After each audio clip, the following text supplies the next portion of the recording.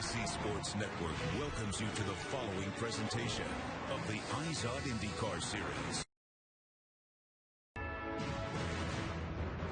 As the IZOD IndyCar Series continues its two-race swing through Canada, it's an American leading the charge. Ryan Hunter-Reay boasts 3 consecutive wins and a new seat atop the points. Two-time Edmonton winner Will Power will try to put his Toronto troubles behind him and carve into his 35-point deficit.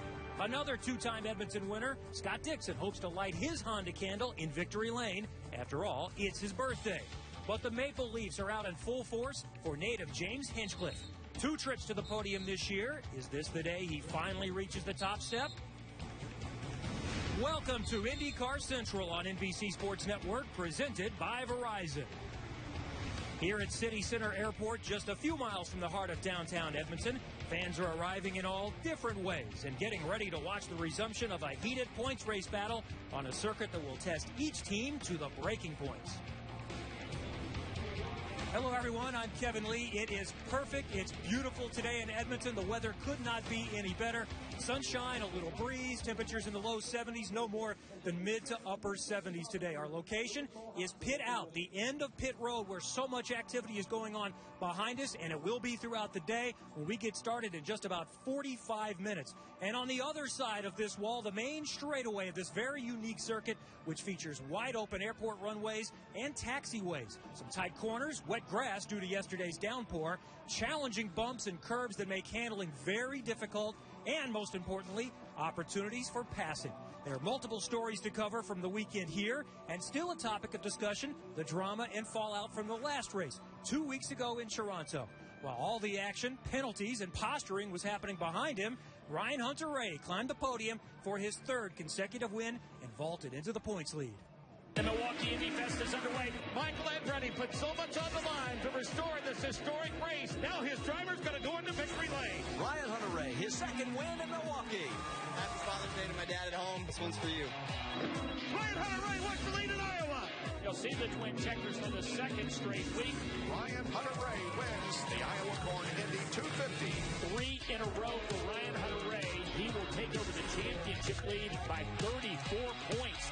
That was awesome. 3 in a row. I don't even know what to think about this. And the man of the last 6 weeks or so is with us now, Ryan Hunter-Reay. They talk about the zone. Have you entered the zone? I don't know what we've entered, but it's certainly been a good streak for us. And, Andretti Autosport's given us the tools to do what we've been doing. And we find ourselves here in Edmonton. We got the pole. We'd certainly like to start where we qualified, but, we're going to have to start 11th. And Scott and Dario are back there, Scott and Will are back there with us first now. That's where we won all our races from when Dario starts on the point. So yeah, it'll continue. He's won the last 3 poles. You've won the last 3 races. You mentioned you have to start 11th because of the penalty for an engine change. Just 10 spots. You've won before. You've been strong throughout your career. But has anything changed this year? Why so much success right now? It's like I've been saying. It's more the continuity in the team atmosphere. I've been with the same guys now for 3 years. We've had an opportunity to build on the setup that I liked, and now with this car, it's kind of like a level playing field, and we've certainly made the most of it in a short amount of time. So it's something we want to build on. We'll keep going like this year, though. This is, we're not resting on the 3 races that we've just had. It's going to be a battle from here on out. It's going to be tough. Your best championship finish is 7th. Is the mindset change any now with the lead and a nice little lead, but it can go away in one race? It doesn't. I'm hungrier than ever. That's the bottom line. All right, good luck today. All right, thanks a lot. That's Ryan Hunter-Reay. He will start 11th today, and he is the championship leader. With his pole, Ryan gets an additional point, so his lead is now 35 over Will Power, and 50 points are awarded for today's win, plus additional points for leading the most laps, so we could see yet another change at the top. And the man orchestrating Ryan Hunter-Reay's now championship contending run is standing by with Marty Snyder. And he's been in this position before, Kevin. So, Michael Andretti, when do you start talking to Ryan Hunter-Reay about how to manage a championship chase? Well, I think, it's not only him, but the whole team, I think, and what we've been telling him is just don't do anything fancy. Just continue to do what you're doing. You're here for a reason. It's because you've been doing your job all year, and I think if everybody continues to do their job the rest of the year, we should be okay. And all of a sudden, also that 10-spot grid penalty that we talked about, Kevin, doesn't look so bad with all those championship contenders starting actually behind Ryan Hunter-Reay. All right, thank you, Marty. The driver chasing Ryan and Andretti Autosport is two-time championship runner-up Will Power. His Edmonton numbers are on his side with 2 wins in the last 4 years, including last year. But the points race gets more interesting down the stretch. He has had great success at the end of the season on road courses, but the last 2 years, Franchitti has been able to win the championship, and Power is in position to potentially get that done again here, and he has been, as I mentioned, good at Edmonton. Let's go back to Toronto again and look at the top 10 from there, and what's interesting, along with some different names, is different teams. The top 10 leaderboard not only held surprises, but accomplished a feat not seen since the 2002 Richmond race. 10 different owners represented, and for James Jakes, 8 was his best career finish in 26 starts. And Mike Conway got the podium for the first time in 2012, and series sophomore Charlie Kimball also claimed a career best as runner-up. And we'll talk to Charlie next about his impressive move to 4th to 2nd in one pass in Toronto. And was the podium a surprise, or has he moved past the learning curve? He's got a big task again, starting from 19th today. You're watching IndyCar Central, presented by Verizon. This is the NBC Sports Network. IndyCar Central on the NBC Sports Network is presented by Verizon, official wireless partner of the IZOD IndyCar Series.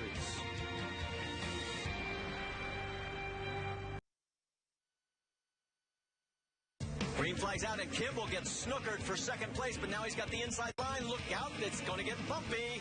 Oh, and Bourdais goes into the wall. It's just too many idiots, that's for sure. We end up P3, get a good restart, try and pass Ryan, and I pass Kimball, and he just puts me in the wall. He shouldn't be standing on that podium, doesn't deserve it.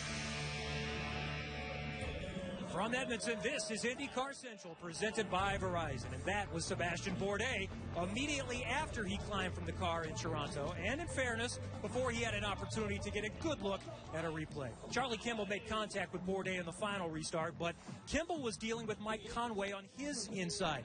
Now that he's had time to review, Sebastian, who, by the way, is the last open-wheel driver to win 4 in a row, which is a goal today for Ryan Hunter-Reay. Sebastian is with Marty Snyder. Well, let's see if Sebastian has changed his mind a little bit. After you watch the replay, any thoughts of changing your mind on what Charlie did at the end of the race there? I think I was really pissed off, obviously, with the whole situation. It was just a tough situation, you know. The restart with Ryan, just me being on the very outside because he picked inside, and leaving the 4-lane wide open on the inside, you know, was going to be very tempting. But for sure, Charlie and particularly Mike got very enthusiastic there, so you know, I probably shouldn't have said that, but it's never a nice feeling to get taken out.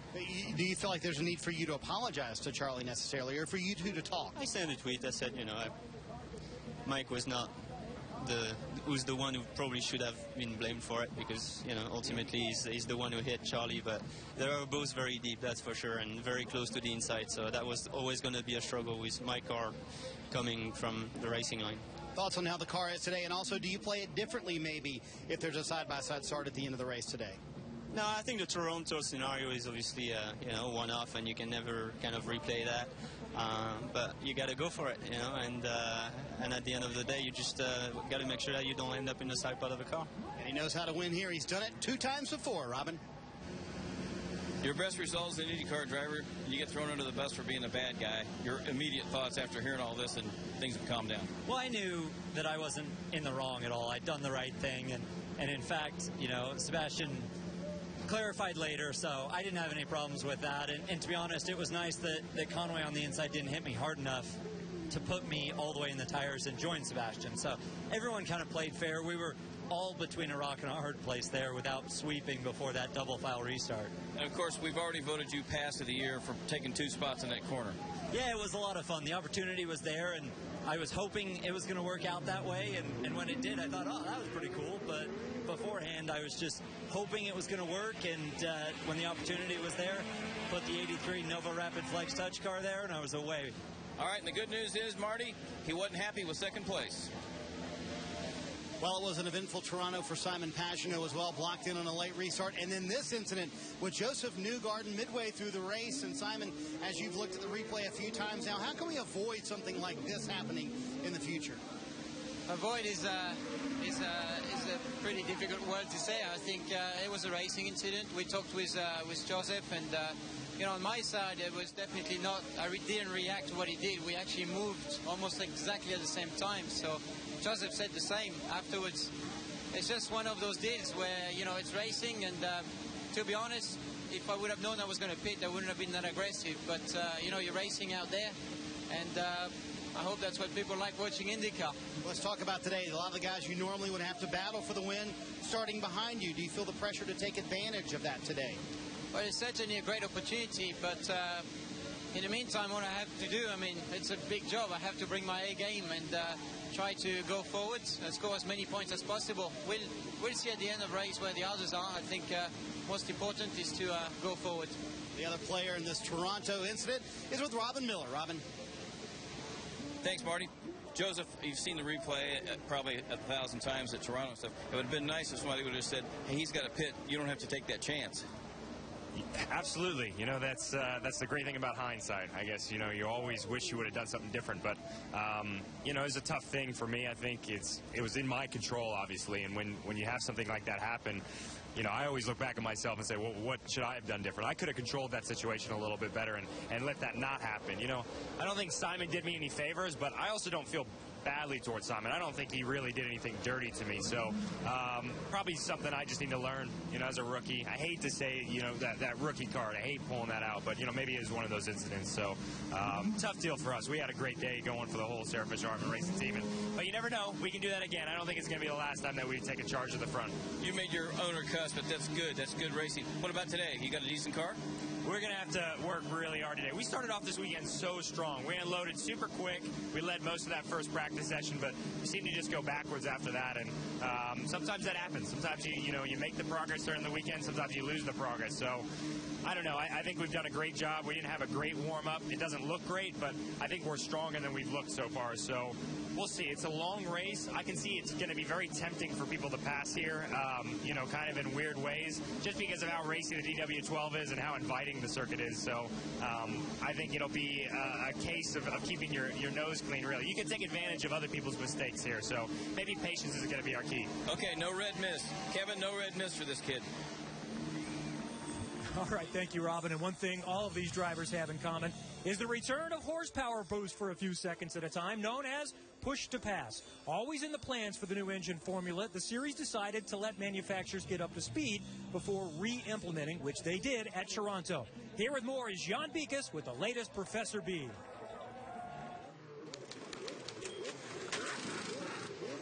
One of the great things about the new turbocharged engines is that the series can make power adjustments between different types of circuits, let's say from an oval to a road course. And now, with the introduction of push-to-pass, that change is almost instantaneous.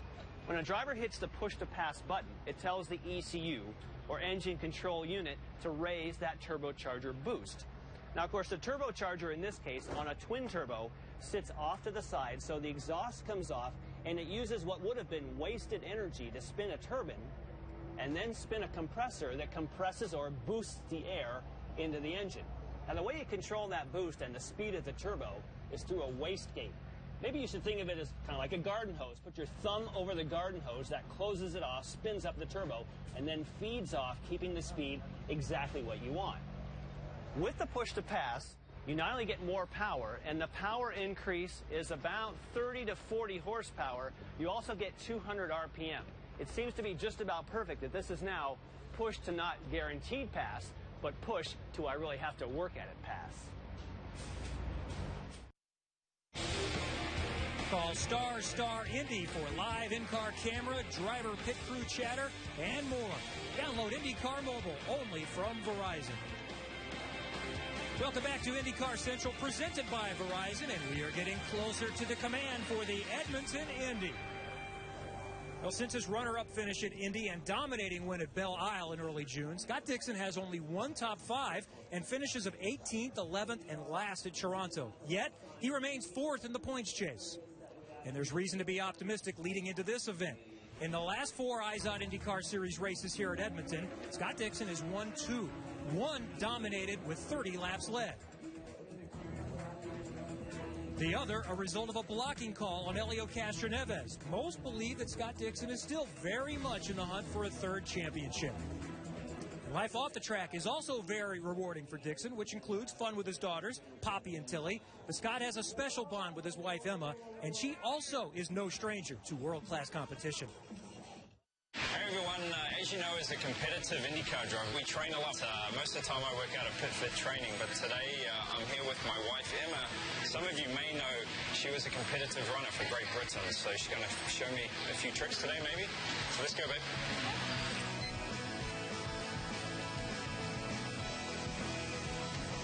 Speed it up a bit. Especially take pigeon steps. Do some leg weights. Scott never does his legs. I can barely fit my legs in the car. What are you talking about? They're so massive. Tiny little legs. Your neck's bigger than your thigh. Okay, we got a sweat on. Let's get home. We'll catch up with the girls.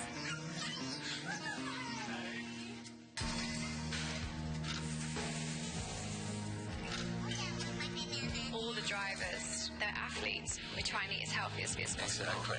I find it hard to eat healthy when you're on the road. It's quite tough. But Well, because you're tired. how do you start it then? Push a button. This green is good, right, Poppy? Okay. Okay, cheers. Are you drinking it? Good girl, Paul. Cheers. Cheers. Nice to sit down. Kids are sleeping. I know. Chill out a little. It's exciting though, Olympics this year. I know. It's crazy. Could have been you, babe. I know. As I was coming into the best years of my career, my dad got diagnosed with cancer, and he'd really been my coach since I was 12. And as much as I, loved my career, I then decided that I don't know if I could do it without him. And now I kick myself because, time has passed. I did the year. Weird, like being on the sidelines. Every weekend I'm at your workplace, and I'm glad you're going to get a taste of what, was my life was until I met you. That's why I get so involved in your racing. I think, because I miss that competitiveness. I still feel the same feelings like when we'd step out onto the track and all the adrenaline, everything was ready for those 2 minutes. As soon as I walk down the grid, I feel exactly the same. My career ended, but I can still kind of live those feelings through yours. I sense that. I think I get more of a bollocking from you than Chip half the time. She's very animated. It's the passion in me. What Yeah, she says it's passion. I think it's maybe a bit of craziness, The boys that work on his team are like brothers to him, and they're amazing guys, and I'm sure I annoy the hell out of them, but I'm very much always asking them, is everything good? The car feeling good? I see some of the other wives, and they're so beautifully composed, and I want to be like that, and I try every weekend, and before I know it, I'm throwing my arms in the air, and I'm chewing my nails. It's great for TV, babe, doing it. You're extremely competitive, and it's kind of cool to see that, because it drives me too, though, and what she's been through in her career. It's a big push for me. Sometimes when you're not feeling like you want to get up and get out there, she knows what it takes. When he is having a bad day, I can still say, we can't have a day off. There's still the next race, so you've got to keep your fitness level there and get out and keep going. For me, it's been tenfold as a person, but then also as in training and things like that too. It's made me a better person. All right, Dixon, happy 32nd birthday. You won't eat these. They're donuts. Your mom, Glennis, is not about to let you eat something bad for you like that. But I can tell you this. I said last year that your wife might have been the prettiest woman in the paddock when she was pregnant. She's pretty good when she's running, too. That's pretty bad. You said might have been. Come on, she is. But no, yeah, it's birthday. I think I need more of a miracle than good wishes today, because we're starting 18th, so it's going to be a tough and long one, but definitely excited for the challenge, and I think this place is going to provide some really good racing and hopefully some good overtaking for us. All right, Scott Dixon starts 18th, but he's come from further back to win before, Marty. Well, Robin, it's not James Hinchcliffe's birthday, but I'm sure you'd take a Canadian win as a gift today, as a nice little present. You and I have talked before about the pressure of racing in Canada for you. Does that come internally from you, or from when you see all the fans and they say, hey, win for us today? Well, yeah, I think there's two elements. The external element is certainly there with the added attention, the extra media commitment, sponsor appearances, things like that. But at the end of the day, as a competitor, you put so much emphasis on doing well from within, and you put so much pressure on yourself that whether you're in, Timbuktu or, in your hometown, I think the pressure's pretty much the same. We just watched IndyCar 36. It seemed like you had some fun. What were your favorite elements of that? You know, I think capturing a sort of Hinchcliffe family dinner was a rare thing. Always intriguing. Yes, I think we make the Adams family look like the Brady Bunch. We're a bit of a unique crew, but it's always fun. You know, it's growing up, we always had big family dinners, and that's sort of where all the ribbing and jokes started. And it's cool that we can still get together once in a while and do that. Speaking of family dinners, did Ryan Hunter-Reay really pick up the tab last night? You're as shocked as I am. I mean, I can't believe it. He always conveniently forgets his wallet. Oh, but yeah, you know, guy. I guess 3 wins, a pole, now all of a sudden he's rolling in the prize money dough. So it was good of him to do that. And you know, again, it's a great weekend, great to be here, and you know, especially after what happened in Colorado. I think everybody in IndyCar sends their thoughts and prayers to all the families there. Just want to get that out there. So hopefully, a good race this afternoon. And we certainly echo that. James Hinchcliffe will start 9th today. Beautiful day here in Edmonton. Stick with us on NBC Sports Network. Coming up, the Command in just moments as we continue from Edmonton.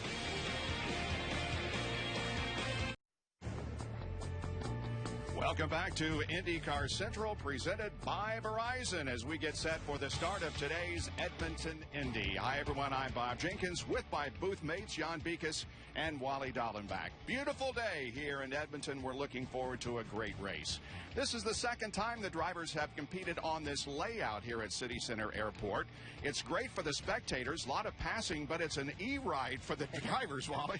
Yeah, the word of the day here is challenging, because this racetrack is so darn rough for these guys. They have to run the cars a little bit higher because of the bumps. That loses a lot of downforce on the cars. We saw some great shots over the weekend. We're going to show you a lot more of these shots. This place is very challenging. You'll see the bumps on the bumps and under braking here in turn 1. You'll see a lot of cars having problems. They got to go in deep to try to overtake, and we have a lot of guys that are locking up those front tires. But it's been a blast to watch, and we're going to see plenty more of that this today on this race. And it's almost like a rodeo. It's not an IndyCar race. This place is really rough. We've had some rain. You get off in the grass, you better keep the car running and rolling, because you may get stuck out there. Last year we had a lot of action. Here's tags going down in, trying to overtake a bunch of cars, makes contact with Graham Rahal. So we had a lot of contact, a lot of carbon fiber flying. We had a lot of people getting at each other. Here's Hunter-Reay and Sato. So yeah, this is always an exciting race. But outside of that, we've had a lot of changes with the race cars since last year. You start right with the car itself. The new car, of course, has more downforce. You have a turbocharged engine that likes this kind of altitude, and they're on new tires. Last year, they ran the road course tires. Now they're up to street course tires, which are softer, more grip. And, of course, Wally, then you have to manage your tires. We've seen some great races this year. Push to pass is back. This straightaway, you might see 180 miles an hour trying to get that push to pass done. That'll build excitement. And new blocking or defending rules. I think that's going to clean it up somewhat, but then we have that pass-repass scenario, which was awesome last year. Now we have Ryan Hunter-Reay, who's in the points lead for the very first time in his career. Does that change his mindset, Wally? I think so. I think 4 races ago, these guys weren't even thinking about having a shot at the championship. All of a sudden, you come in, you got 3 wins, you're sitting on a pole. There's a lot more life into this race team. I think they're in a position where now they're thinking about, hey, wait, these guys have to beat us for the championship. And they have tremendous momentum. Ryan Hunter-Reay and his team decided to change to the latest spec Chevrolet engine. Knew they'd have a 10-spot penalty because of it. He scores the pole position, gets the point, starts 11th with a lot of people behind him. That's great momentum. And we are getting very, very close now. The driver is getting prepared. We're getting prepared to bring you live coverage here on the NBC Sports Network of this Edmonton Indy. And we'll be back with the command to start engines in a moment. IndyCar Central on the NBC Sports Network is presented by Verizon, official wireless partner of the IZOD IndyCar Series. Hardly a cloud in the sky as the pace begins to quicken here just a little bit. The drivers will soon be in their cars. But before they get in, one of the highlights of our pre-race show, here's the grid run with Robin Miller. See that? Rubens has got a good-looking woman. Guess what? Graham Rahal's got kids. He's got good old Robin Miller. Oh, no. I've been replaced. All right, kid. Hey. What's he going to do? He's going to do good. All right. Give him a raise if he wins. Chip Ganassi. The old man, Rubens Barrichello, it's his best qualifying spot ever. He starts, and he said he likes this place because it's got a lot of bumps. See if Pagenaud can talk to me. Hey, brother. Did you make friends with everybody? They like you again, don't they? I try to make friends. He's going to try and make friends. That means don't hit anybody on lap 1. Castroneves gets too much airtime, we're going to go up here to the Canadian. Oh, there's Bronny Tagliani. That's a good shot.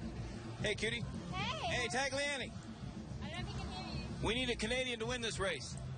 Well, I'm going to try my best, bud. All right, well, you got a good starting spot. That's something he didn't know, right? I just told him he had a good starting spot. He can see the front row. All right, there's Sato. We got to go see how Frankini's feeling.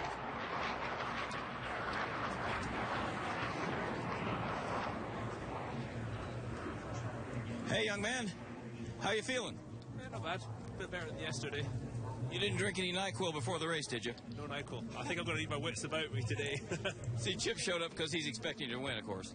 Yeah, the boss is here now, so the pressure's up a little bit. All right, good luck. And last but not least, there's Ryan Briscoe. I don't know, I can't get to him. Well, it's kind of awkward when they get their helmet on, boys and girls. This is not what we planned, so we're going to improvise. I'll be Ryan Briscoe. Hello, brother. You feel like this is your day? Man, I'll be going for it. I need it to be my day. Yes, sir.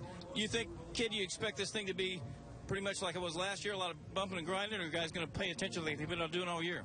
There'll be a lot of passing. I'm going to try to get Dario on the start here. And but then there's going to be a lot of fuel saving today as well, unfortunately. But we'll have to see how the yellows play, and hopefully it's a race where we can all push and do a little. Okay, kid. All right. Well, that was a kind of a decent grid run. It wasn't all bad. We had some pretty scenery. We had some nice-looking girls. I'm not out of breath. Roger Penske's still talking to me. You guys stick around. We're going to come back with the IndyCar race in Edmonton.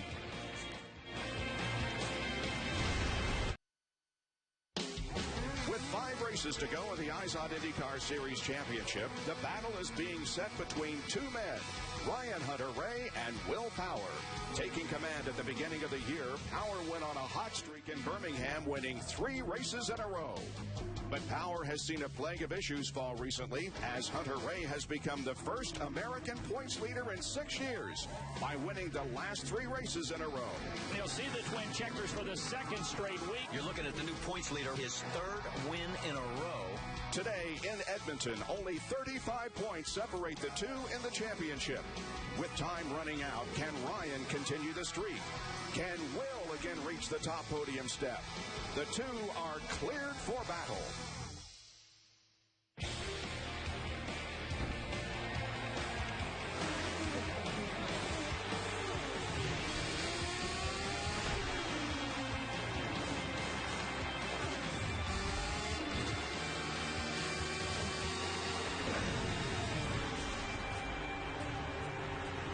It is a gorgeous Sunday afternoon in Western Canada as the Edmonton Indy is now just moments away from the green flag. But the next order of business is the command as we go trackside.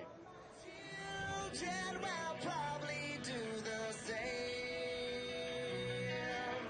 Kids just love to tease. Oh no, it put me underground at 17.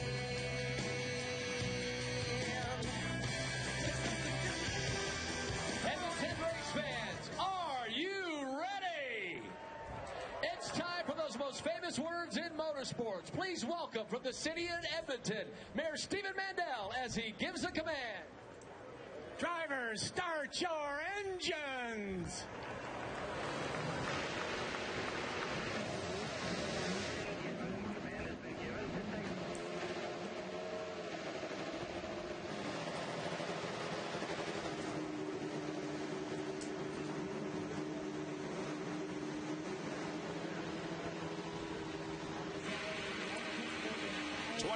Cars come to life. The job at hand, 75 laps, 167 miles of racing. We check on the latest stories from pit lane. First, Robin Miller. Bobby, the Nitro's got a lot of speed. Will Power and Scott Dixon. Will Power second. The points 35 points behind, but he won from 12th at Long Beach. He can do it. Scott Dixon's run twice. Kevin Lee, both these guys will be tough by the time it's all over. Watch for Ryan Hunter-Reay from the middle of the field. An unfamiliar position as the championship leader. He's trying to do what no one has done in 6 years, win 4 in a row, and no American since Al Jr. in 19 1990. Marty? Well, Kevin, a moment ago we saw Alex Tagliani's attempted start from last year's race. That didn't work out too well. I talked to him a moment ago. He said, I promise this year I'm going to be a little more patient. After all, as Robin reminded him, he has a great starting position today. He starts fourth. The car, very good. The one thing he's worried about, the rough parts of the racetrack. They haven't quite figured that out, Bob. All right, guys, thank you. Have a good race. The track is 2.2 miles in length and has 13 turns. Jan has a closer look. And Bob, of course, the configuration changed last year, so this is their second trip to the metro area, and you can see that it is separated from the old track was on the left-hand side here of this line, and on the right now completely separate from the active runway, so they can leave it set up. And Wally, last year we were so much anticipating everything that was going to happen in turn number 1, which we highlight. Yes, it's a great passing zone, but funny enough, it really wasn't turn 1. They were fairly clean there. It was turn 5 here. That's where most of the action happened, including that move for the lead that you talked about in the open, where Hunter-Reay came in and hit Takuma Sato. Then you get to the really bumpy part of the racetrack that kind of showed those highlights. The car jumping across the road, so bumpy, and then one of the slowest corners on the racetrack, below 40 miles an hour, then hit the front straightaway up to 175. And here is the starting lineup for today's race. On the pole, Dario Franchitti, because Ryan Hunter-Reay had a grid penalty. Ryan Briscoe alongside. In the second row, the pole sitter last year, Takuma Sato, and Alex Tagliani, who has finished in the top 10 for the last 5 races. Third row, Elio Castroneves, a runner-up 3 times here, and Simon Pagano. The fourth row, Rubens Barrichello, who was second quick in the morning warm-up, and Graham Rahal, who finished third here in 2007. James Hinchcliffe coming off his worst finish of 2012, and Justin Wilson, the 06 winner here. In the sixth row, there's Ryan Hunter-Reay, back 10 positions, and Sebastian Bourdais, a 2-time winner here. Joseph Newgarden won the Firestone Indy Lights race here in 2011, and James Jakes, his best career finish at Toronto, and 8th. In the 8th row, it's Marco Andretti, who was 10th in 2009, and E.J. Viso. And in row number 9, Will Power and Scott Dixon. And, of course, Will Power starts there because he decided he wanted the latest Chevrolet spec engine, got that 10-grid penalty. He is to start, you may have seen, behind Robin Miller. He was on blacks, the more durable compound. Scott Dixon, the fastest in the warm-up, was on the faster reds. Row number 10, Charlie Kimball coming off his best finish ever in the series, a second at Toronto, and J.R. Hildebrand, who won the Firestone Indy Lights race here in 2009. The 11th row, Tony Kanaan, 5 top 10 finishes in the last 6 races, and Ed Carpenter back in row number 12, Mike Conway and Oriol Serbia. Yeah, keep your eye on that 14 car, Mike Conway, driving for A.J. Foyt. They've been fast here all weekend. They had a fuel pickup problem during qualifying, and that's why they're starting so far back. But I believe Mike Conway is going to carve his way to the front of this race before it's over. It should be pretty good. He was third quick in the morning warm-up, and back there in row number 13 is Simona De Silvestro. Now let's check the onboard cameras that will enhance our coverage. J.R. Hildebrand carries the National Guard onboard camera. The Novolog FlexPen camera carried by Charlie Kimball from 19th position. Will Power has his worst start ever on a street or road course back in 17th. Ryan Hunter-Reay carrying the Verizon streaming on board with a new engine in that car. The HP in-car camera with Simon Pagano starts 6th. And on the outside of row number 1, Ryan Briscoe has the IZOD on-board camera. On this day, in 1962, whenever we can mention names like Roger Ward, Don Branson, and Don Davis, I'm happy. In 1962, Roger Ward won a rain-shortened race in Trenton, New Jersey. In 1990, Al Unser Jr. won the Toronto Grand Prix, beating Michael Andretti and Eddie Cheever, and he would go on to win the next 3 races, was the last American to win 4 in a row. The crowd is ready, and they are enjoying what can only be described as Chamber of Commerce weather here at Edmonton. It rained on Friday and Saturday just a little bit, but today is just absolutely gorgeous. At Belle Isle, he was 63 points behind in 7th position, and now he is up 34 after Toronto as we head to Edmonton. And we are just about ready to go off of corner number 13. They hold down the pace just a little bit. Everybody on the straightaway. The green comes out and the Edmonton Indy is underway. And watch Tagliani. Briscoe said in the interview he was going to go after Franchitti, but it's Tagliani on the inside. Oh, that was nudge. They give him a nudge. I didn't know whether Briscoe was going to make it, but he did. Alex Tagliani said, I'm going to be a bit more conservative. Well, that didn't play to for him. Now here comes turn 5. This is where all the action was last year. Sato to the inside. Sato trying to get third for Briscoe. Oh, yeah, that's where you got to be careful under braking. Was that Barrichello that made, or Pagano? One of those guys made a great move on the inside. I believe it was Barrichello. Elio Castroneves, I think, moved up a spot or two. Alex Tagliani is right on Dario Franchitti. There's Castroneves up to 5th. Ryan Briscoe said he was going to go for it. He needs to really get going this year. Definitely in the Hitachi colors now for Penske. That is not the way he wanted the start of this race to go. Down this long straightaway that leads to turn number 13. And let's see if Tagliani will make a move. He will not. Franchitti will have the advantage coming out of corner number 13 as they come down to complete lap number 1. But we'll see if Tags makes a move going into 1. He moves to the inside. Tagliani's on the push to pass, so let's see if the push to pass is effective. The crowd's going crazy. The Canadian crowd loves it. A Canadian from Toronto gets the lead. They like that. The push to pass is effective. He timed it perfectly. You know, he was more patient. He waited for a lap and did it perfectly cleanly, but I don't think Dario's done yet. That's Takuma Sato back there in 3rd spot. And A.R. Hildebrand comes in for a nose change. He made contact with somebody and lost part of his nose. Meanwhile, back on the racetrack, Castroneves is 4th. Then comes Briscoe, Barrichello, Rahal, Pagano, Wilson, and Hunter-Reay has moved up to 10th, gaining 1 spot here in the early going. Now, quickly, I mentioned push to pass. They don't have a certain number of pushes as we watch Hunter-Reay work his way through. They have a certain number of seconds. They have 120 seconds they started with. Tagliani is now down to 99. Franchitti is at 110. Nice movement down the straightaway here. That's Will Power moving to the inside, trying to pick up a position as we're on board with Ryan Hunter-Reay. And you'll see that Ryan Hunter-Reay is on the black sidewall Firestones. That's what won him the race, that strategy in Toronto. The same strategy that Will Power is trying to do, that is just try and maintain your position early in the race, then fly on the faster ends later. And then, that's Marco and Viso. Trying to go to the inside of Viso, but that didn't work. Viso holds off the challenge for 16th position.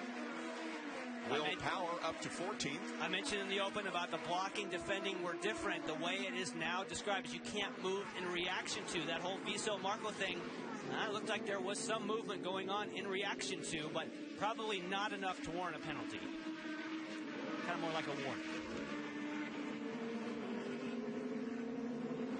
E.J. Viso back in 16th. KD Racing Technology, that's James Jakes just ahead of him.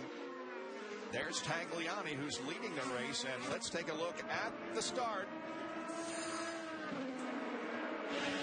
On board with Briscoe. So he gets on the brakes late, does Briscoe, but see, position is everything. Oh, and you're right, Wally, there was definite contact between the front of Tagliani. Just a little nudge with Franchitti. And there is Will Power, who is up to 14th. He has gained 3 positions since the start of the race. So has Tagliani gained 3. Tony Kanaan up 2. Mike Conway is up 2. Power's on the button. Power's on the button, but it's not. Is he closing in enough time? He's coming in a bit late. He's got him. Like you said, position is everything. Yeah.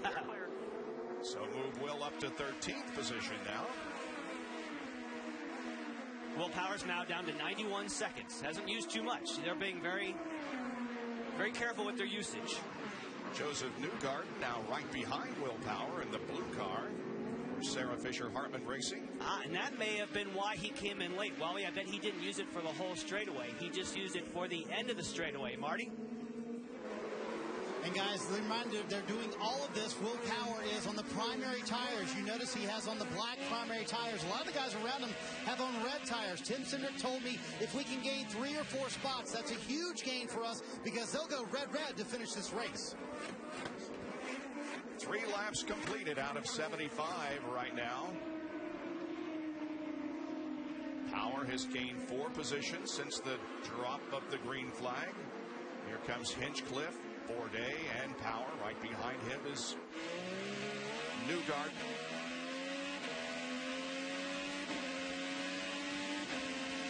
And they complete 4 laps. Tagliani, this is the 3rd race that he has led this year. He led the Indianapolis 500 and also 20 laps when he started from the pole in Texas. Back to Edmonton after this. Edmonton Indy on the NBC Sports Network is brought to you by Mother's Polish. There's no shine like Mother's. By Honda, an official vehicle of the IZOD IndyCar Series. And by Novolog FlexPen. Ask your healthcare provider about the benefits of FlexPen today. Major League Soccer continues on the NBC Sports Network. Rising star Breck Shea leads FC Dallas against the incomparable David Beckham and the Galaxy. Saturday, 8 Eastern on the NBC Sports Network. Alex Tagliani has about a 1.5-second lead over Dario Franchitti with Takuma Sato running 3rd. Sato was right on Franchitti's rear wing a few laps ago, but now has dropped back just a little bit. There is Helio Castroneves running in 4th spot. Castroneves, I suppose you could say, first in class. Marty was talking about the Penske team of Will Power being on the black sidewall. Same strategy here for Castroneves. So, like Tim Cindric is trying to do with Will Power, if Castroneves can kind of maintain position on the not as quick tires, but more durable, that's what you want. And that was their theory, Jan. While they started on the primary tires, they feel like the red tires for at least the 3 car are almost a second faster. So they feel like that's going to be a huge advantage for the last 2 stints of the race. When I talked to John Erickson, he said, our main goal is to just hold where we're at, where we started the race, and they've actually gained a couple of spots. So looking really good so far for Helio Castroneves. He's never won here at Edmonton, has finished second 3 times, and has led 55 laps. He led the most laps in the 08 race.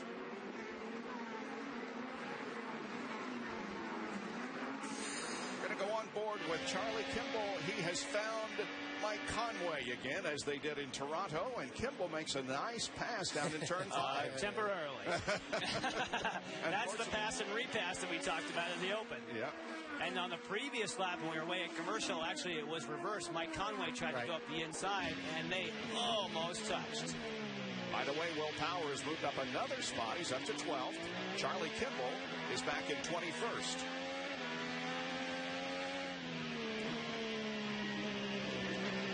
A great run for Charlie in Toronto 2 weeks ago. And here comes the front of the field. You know, Takuma Sato in 3rd, you know, he's hanging. He is right there, and his issue in the back. Now, he was the track record holder. However, this new car with the more downforce on these tires, they just crushed. They crushed over 2 seconds faster this year. But he is a guy definitely that likes this racetrack, and he was quick in the rain also here, and that shows it's a racetrack that suits his style. Tagliani is. He's a little bit every single lap. He's pulling on Franchitti. And they've called him on the radio, that is Tagliani. And they've told him, we want you to save fuel, but maintain some gap. And Takuma has been fantastic here at this race course. He started on the pole last year, led a lot of laps before he was taken out, qualified well here, but he really liked the wet. He said he was actually grinning under the visor yesterday. When I asked him this morning if the car was good, he said, it's okay. I really wish it was wet. I think he's happier now. Rubens Barrichello is in. There's Bobby Rahal, the owner of Takuma Sato's car and team. Now let's go back to Sato. Castroneves Try mix 5 for a little bit. Will be behind him. Then comes Briscoe and Rubens Barrichello. Starting today in good fashion, currently in 6th position, about 8 seconds behind the leader. Ray Hall's right there. I thought he was going to take a look there. Yeah. And of course, you saw that great shot of Bobby. He kind of watches out of both monitors. He's obviously keeping an eye on Sato and keeping a close eye here on Graham Rahal. He's on the push to pass. He's on the push to pass. They're both green, and so is Barrichello to try to defend. Rahal tries and does get the spot. And that's Justin Wilson. Justin Wilson passes Simon Pagenaud.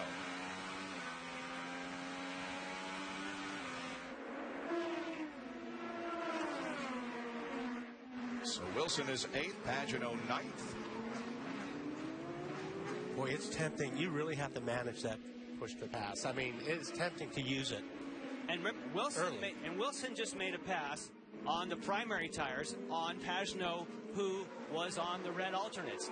That's impressive, but that would happen later in the stint because the reds go off. That's the design. The reds are good first. They fall away. If you're on blacks, you start gaining speed. And look who's behind. Someone on blacks, which is Ryan Hunter-Reay. He also used, what, 30 seconds more. Yeah. He has 30 seconds less of it now. Firestone telemetry will show you the speed achieved down into turn 13. In qualifying, they do 165. Close. That was 161. Down Let's to... see if Hunter-Reay goes for some push to pass. And Jan, they just told Ryan Hunter-Reay, use some fuel to get by him. In other words, use that push to pass to get by the 77. Here he comes. He's on it. They're both using it. Little bump there, but Ryan Hunter-Reay gets the spot. Now, you saw that they were highlighted green, Hunter-Reay and Pagenaud, and then the seconds counted down. So that 80 seconds remaining for Hunter-Reay, 94 seconds remaining for Pagenaud. Again, it's timed, and they'll highlight green when they're on it. Pagenaud battles back, however.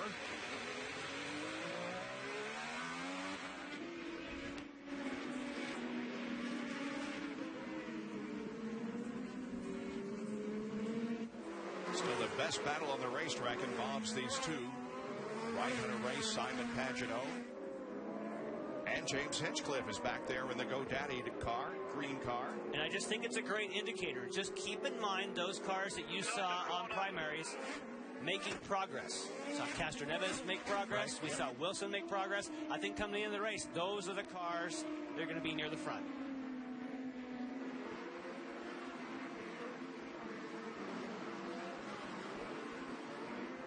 Power right behind Hinchcliffe in 12th. On the straight, Simon. Don't think anybody's close enough to use the push to pass coming into turn 1 this time. On board with Power.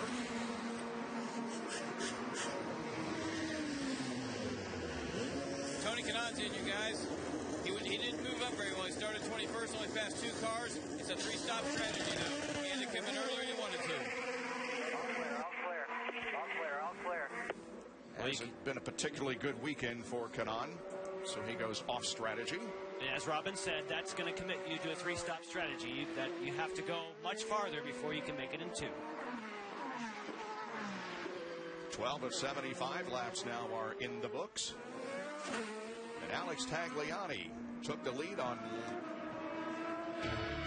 lap 1 and has held it since. Tagliani leads Franchitti, Sato, Castroneves, and Ryan Briscoe.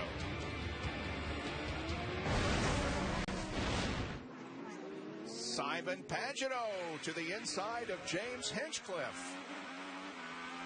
And Pagenaud moves up to 10th position.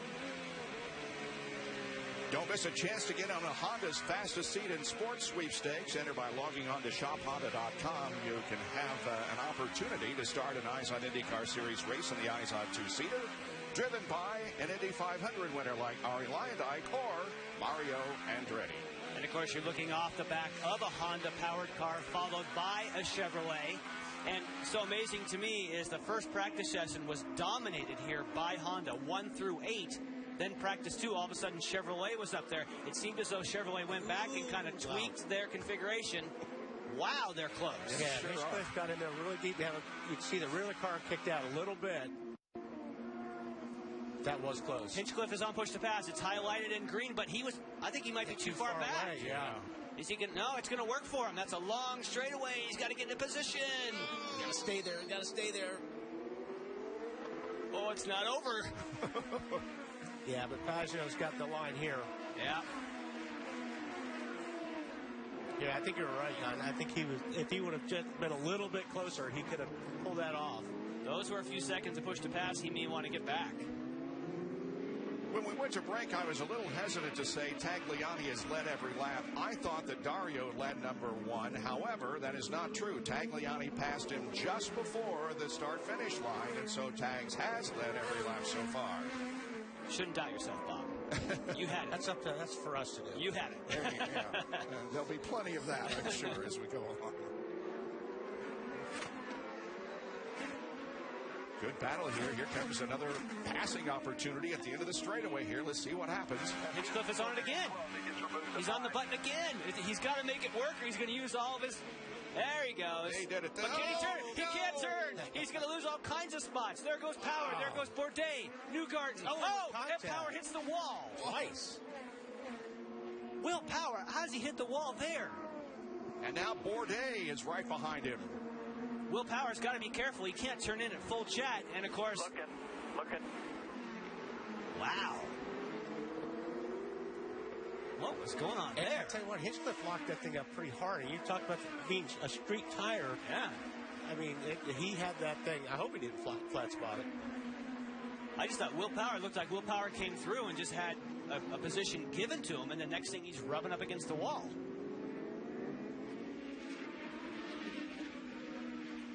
Well, in any case, Hinchcliffe goes from 11th to 13th. Okay. So Power's a little wide. He's trying to get on the Power. Just tank slapper. Yeah. And guys, so far no word from Will Power on what happened exactly right there, but I did ask Tim Cindric why the engine changed before this race. They only had 300 miles on the engine they pulled out of Will Power's car. He said, A, we feel like the upgrade from Chevrolet is fairly significant. It will help us. But B, we would rather change here than the upcoming races at Mid-Ohio or Sonoma where qualifying is so critical. He said, here we can make some passes. We can make some moves. You see Tim on the right side of your screen right now. We can come up through the field here, so we feel like the penalty would not be as bad here. Jan, do you agree with that move, that making the move here at Edmonton while a little bit early was probably the right spot? I do agree, and he actually had a really good comparison because remember, Will Power there is followed by Bourdais. Bourdais would have the original spec Chevrolet engine, or at least not the latest, that Will Power now has because he changed the engine. And I thought that Bourdais had him for sure, but I think that straight line and that additional power definitely helped Power. And what's going on with Scott Dixon? He's lost the pack, running by himself. He said he needed a miracle. Chassis dash, position 2. Chassis dash, position 2. There's Marco trying to get around him. And here comes Charlie Kimball. Yeah, he's losing power. There's no contact. And we're telling them to change the maps on the radio. They're trying to recycle the system. Wow, has he had reliability issues this year? Back to 20th spot right now.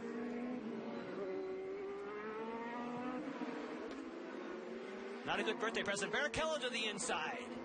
He takes a spot from Justin Wilson in turn number 13. Barrichello is 7th. Barrichello has said this is by far the bumpiest circuit I have ever been on by a long shot, but he's getting to like it, and he's on the button defensively, Wally. Yeah. Not bad. That was a good move, don't you think? Or do you think he didn't need to use it there? You think he had enough clear of Wilson? I think he was... who knows? You're asking the guy sitting in the booth. And Marco and Kimball battle it out as they try to decide who is running in 18th and 19th. Right now, it's Marco in 18th. Yeah, it's probably just the tires.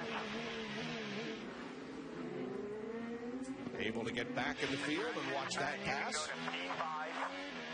But up front, it is all Alex Tagliani with a 2.5-second advantage on Dario Franchitti. Here's a pass. Charlie Kimball and Marco Andretti.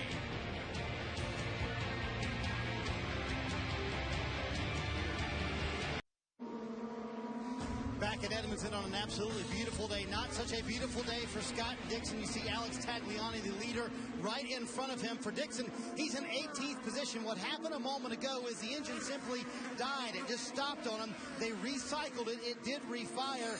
But as Mike Hull just told me, we're working on alternatives. Remember, this is the same thing that happened to this team at Long Beach. Eventually, the engine did die. And remember, a couple weeks ago, you see the battle there.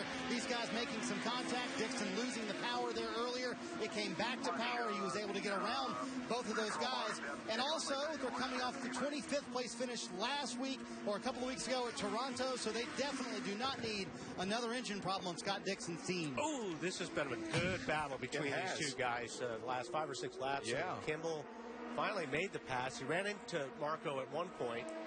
I thought he was going to pull out and pass and got into the back of him, but that's how you do it right there. Well, yeah, but now he's run into him, and now he's pushed him over the pit exit line, which stewards will not like that. They may talk to Charlie about, because they're very, very strict on not crossing that line. Of course, Marco had to. Got pushed over there. We'll see now if Kimball can capitalize on that, but they definitely have been trading some paint.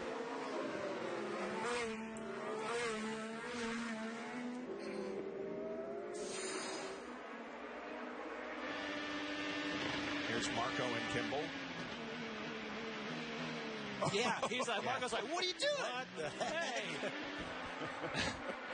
Now see, because Kimball can stay straight, but he comes over and gives him a shove. I mean, I don't know. Tagliani. What do you mean you don't mean? He's wound up. I was going to say, I mean, he's wound up. That's it.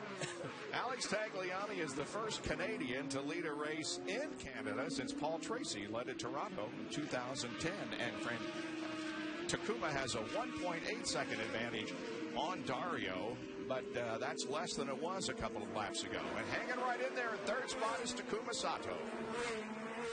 Yeah, Sato is not letting Franchitti get away, that's for sure. He was a little bit closer a couple of times. I don't think he's been close enough to him coming off of turn 13. He used to push to pass and really make it work for him, but very good car.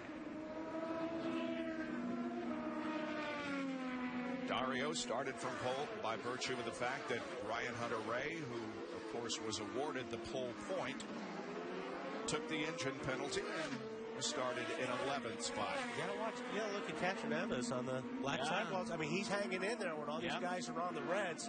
He could be a big factor before this thing's over, because he is running a very good pace.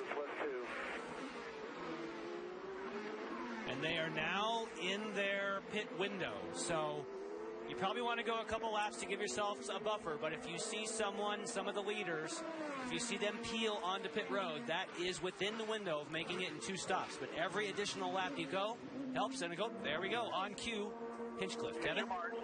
James Hinchcliffe is the first of those running with the leaders. Really the first other than Tony Kanaan that's going to come in. He's going to go with a set of sticker reds, the alternate tires. Good quick stop. So now what he's hoping for is a caution to let him cycle through the front. But it's going to be challenging. He's right on the brink of being able to make this on one more stop. I was going to say, if you're on the primaries, though, you'd want to probably come in as early as possible. Like, if you're in your window and I'm Catraneves, I'm going to be coming to pit lane as soon as I can get the reds on. Back up front, here's how they stand. First, second, and third pretty close together. A little bit of a gap back to Helio in fourth. Tagliani will come down to complete the 23rd lap. Not only is Castroneves doing such a great job by maintaining position, he has used not 1 second of push to pass, meaning that he's saving fuel. And I would expect, although we think he wants to get the tires off, he may be in a position to go longer. Oriol Servia is the only other one that apparently has not used any. There goes power on the power, on the push to pass. Passing Pagenaud, and Power will move up to 10th spot. Takes him down to 63 seconds.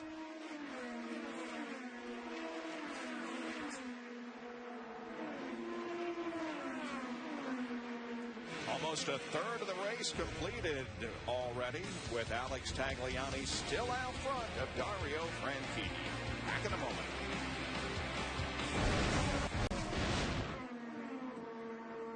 Back Back in Edmonton, where those up front have not made pit stops. That's Tagliani leading Dario Franchitti and Takuma Sato. We did see some pit stops you saw on non-stop. Oriol Servia make a stop. And now Graham Rahal is in. Everybody's on. Taking the black sidewalk. This will be his stint when he has to try and maintain position on the blacks. Same for Rubens Barrichello. Clear to the wall. Watch your pit lane speed. Justin Wilson pitting at the bottom of your screen. Now, of course, he'll get the opposite. Joseph Newgarden leaves his pit. There's Charlie Kimball. Simon Pagenaud also in.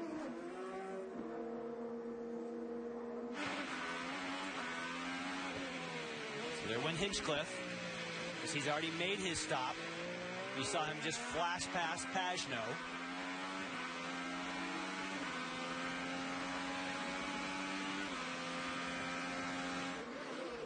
I would expect the leaders anytime. And there here comes Tagliani. And Franchitti, all three. And Sato, all three of them in. Guys, they're set up. Dixon maybe coming in as Let's see who wins the battle here in pit lane. 60-mile-an-hour speed limit down through here. Down to Kevin. Takuma Sato will hit his marks. He's had a nice run going. Bobby Rahal is very happy with the fuel that they've been able to save, and he said just maintain your pace in front of Franchitti. Marty? Alex Tagliani on pit road. They'll put on sticker, black tires, get it full of fuel. He leaves pit road very quickly. They did not want any changes to the chassis. Dario Franchitti leaves pit road as well. Got him. And I believe Tags barely beat him, didn't he, Bob? Yep, barely. They come out in the same order that they went in. But a close battle off pit lane, and here's Scott Dixon now making a stop. On pit road, and the engine back to school song. It'll be sticker black tires for Scott Dixon. He was pretty happy with the chassis, but obviously they have a lot of ground to make up, Bob. Yep. Oh, Bourdais leaving the pits right in the middle of this battle. Coming out right ahead of Hinchcliffe.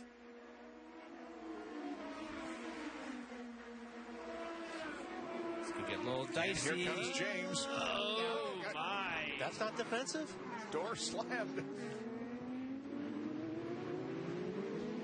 He moved awfully early. I mean, he tried to get himself over, saying, I'm taking that. More than once, it looked like. And on pit lane is Ryan Briscoe. Kevin. Ryan Briscoe started second, lost a couple of positions at the beginning of the race, fell back to fifth. He's now in the lead as we cycle through. Briscoe will come in, and he will change off of the reds onto the blacks, listening to Roger Penske in his ear, and there we'll see Will Power go right in front of him as Briscoe merges back into traffic. Marty? One file this away. Will Power able to go about a lap longer than everybody else. We'll have to keep an eye on the leader, see where he cycles back out. It'll be the red sticker tires for Will Power, and we'll see if he can gain any positions here on pit road. Still pitting with those 4 tires for Power. He did not want any changes to the chassis, so very happy with the chassis, but 4 sticker tires for Will Power, and we'll see where he cycles out. Oh, he's trying to stay ahead of Hunter-Reay. We saw that Briscoe slotted into 5th. And now Power's going to try to do whatever he can. I expect he would defend just like we saw Bourdais do a moment ago. I'll guarantee you. And guys, Ryan Hunter-Reay, very adamant on the radio. You hear it right there. He said, that is a chop. He chopped me coming off pit road. That's what you're not allowed to do. That is a must drive through for Will Power. And he wants his team to go find an IndyCar official. Here's a replay of it, Bob. Wow. I was going to say, if I was Hunter-Reay, I'd be pretty ticked off about that move as well. You see Hunter-Reay coming in, he's using, and I mean, Power just drove right across the nose. That's pretty dirty. From Ryan Hunter-Reay's perspective. Wow. Don't you? I mean, that's pretty obnoxious. But he transitions right between the dashed. Tell me, that's a drive-through. Make sure it happens. Well, we're on it. we know exactly what his opinion will be, but Will Power really cut where the dash line is, and now Franchitti's going for the lead. Franchitti to the inside of Tagliani. Oh, wow, he locked that left front up. He's going to hang on to it. He's going to lose it, I think. Tags battles back. Yes. And is going to... Now watch Castroneves. Remember, Castroneves now is on reds. These guys are on blacks. Get on the button. No. Oh! Nice move. Look out. You pull it off. Castroneves is... That was awesome. Elio now second. But don't forget those reds, boy, they make you feel like Superman, and that's what okay. Captain feels like right now. He had to live with it. He was out there driving that whole first stint, just trying to hang on to it on blacks, and now he's got the performance advantage. And guys, remember, the team told us they were about a second faster for Elio's car, but they had to take advantage right now, right when they're fresh on the car, so he's got to get tagged here pretty quick.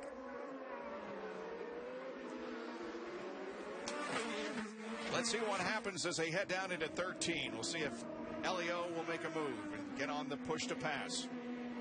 I don't think he needs to. I think his tires are good enough. If he can just keep working closer and closer. I think he'll try here. I think he'll go for the button. Let's see. Yep, he's on it. But so was Tagliani. That's why you didn't see a change in gap. Race control is reviewing the situation between Ryan Hunter-Reay and Will Power as Power exited the pits. If he crossed where it was dashed, he'll get a penalty. Yeah. If you think he crossed where it was solid, he won't. But I have a feeling he crossed it where it was dashed. It's right on the edge of what they let you do. And guys, not to add to all of this soup, but Dario Franchitti back there in third saying that he felt like Alex Tagliani cut him off. He wants officials to review that when they were trying to pass for the lead. So a lot going on. Drive the car, talk to the officials. I mean, that's what you do. That guy cut me off. Great way to spend a Sunday afternoon, accusing each other of cutting one off. All right, let's see. So Dario gets in too hot. Tagliani comes back like he should. Slots back into position. Okay, now did he get chopped here? Yeah, that's a great move right there. Elio just hung tight. He had the better tires. See how he just whipped through that left-hander. That was fantastic for Castro Neves. I don't really feel that was a chop for Tagliani. But well, Tags holds on to the lead. This is the third IndyCar race held in Canada. Tagliani trying to become the second Canadian native to win a race in his home soil. Paul Tracy did it at Toronto and Vancouver.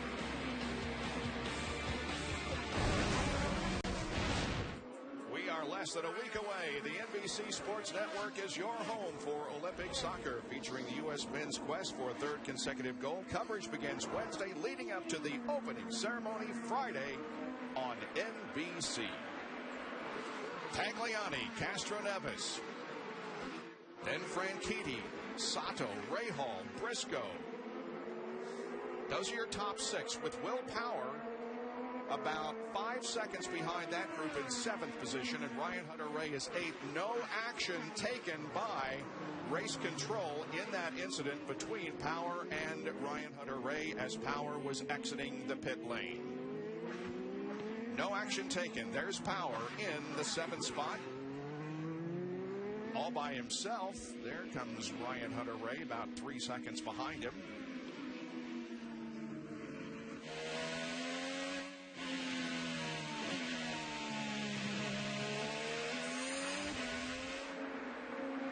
And we had a change of position. Ryan Briscoe and Graham Rahal. Rahal to the outside of Ryan into turn 1, picking up the spot. That's definitely the hard way to make a pass. And of course, Ryan Briscoe takes the defensive lineman. Now he has to stay there. Graham Rahal has to break quite a bit later, but gets back and picks up traction. That was a beautiful outside pass.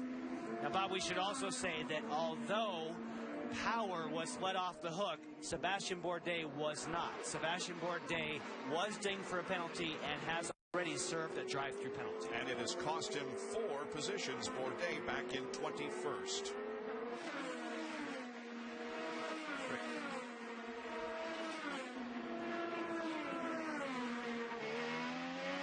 Well, guys, Ryan Hunter-Reay not happy at all about the fact that no penalty was given to Will Power when he came off of pit road. In fact, here's his radio conversation with the team after the no penalty call. You've got to be kidding me they don't call that. That is absolutely ridiculous. All right, let's just focus on the job. Keep going. We're still fighting it. And guys, Michael Andretti has told him several times. He keeps saying, Will Power's leaving me. He's checking out. He's told him several times, just calm down. Focus on your car. That's all you need to worry about right now. And in sometimes that's hard to do when you've lost your mind. And really, I mean, he's obviously really, really angry. And that's where you start making, you start driving a little bit harder. You start making some mistakes. And you've got to slow down and get back focused. He's right. All right, let's go through the field. Marty, you're first. Well, Alex Tagliani, the Canadian, making it look easy, isn't he, Bob? He's out there cruising along. They keep telling him on the radio, listen, Alex, you're controlling the race. This is your race. He's kind of pacing second place Helio Castroneves right now to make sure he can hit his fuel number. For Helio, they have the reds on. He wanted no changes to the chassis. Clearly the car very fast. They were fast on Friday as well, but struggled on Saturday, kind of went back to that Friday setup, and they've been very good ever since. Dario Franchitti has gathered himself back. He felt like Alex Tagliani should have been called for a penalty earlier. They have blacks on Tagliani's car, or I'm sorry, Franchitti's car, trying to make his way back to the lead. Kevin? Takuma Sato right behind Franchitti, running in fourth position. Bobby Rahal very happy with the fuel mileage they're getting. He had the podium at Brazil, but did not finish in 7 of the first 8 races. Now he's finished the last couple, including a 9th at Toronto, so maybe back in the right mix for Sato. Right behind him, we have Graham Rahal. We just saw a moment ago get the position on Ryan Briscoe. Rahal also being told he's good on fuel. In fact, they said you can go after it. You don't have to save here at this point. He's been a Canadian citizen to some extent here for the last few weeks. He's been vacationing in St. Andrews, New Brunswick. Right behind him, Ryan Briscoe there in the Hitachi-colored cars. He's running in the 6th position. He started 2nd. Roger Penske also happy with his fuel mileage so far. 9th in the championship. That's not going to be part of it. So his only goal right now is winning races, Marty. Well, Kevin, his teammate Will Power is back in 7th, and he's gaining about, according to Tim Cindric, a half a second a lap on his teammate Ryan Briscoe in front of him. They're telling him to hit his fuel number, but the lap's clearly very good for Will Power. Ryan Hunter-Reay trying to calm down back there in the 8th position. I agree with Wally. It's kind of hard to calm down when you've been through all he's been through. And to add to all of that, the car bottoming out really bad going into 1.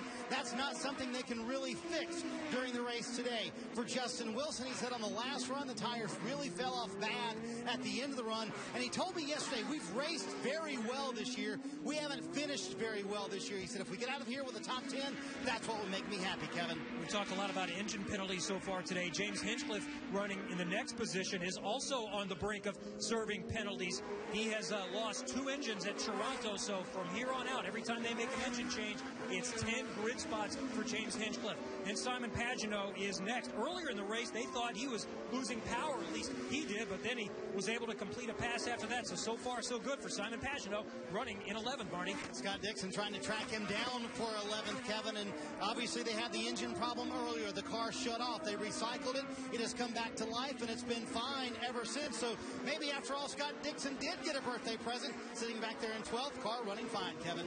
Mike Conway might be one of our hard chargers as you watch Takuma Sato going around Dario Franchitti. Sato picks up the position and moves up to 3rd place.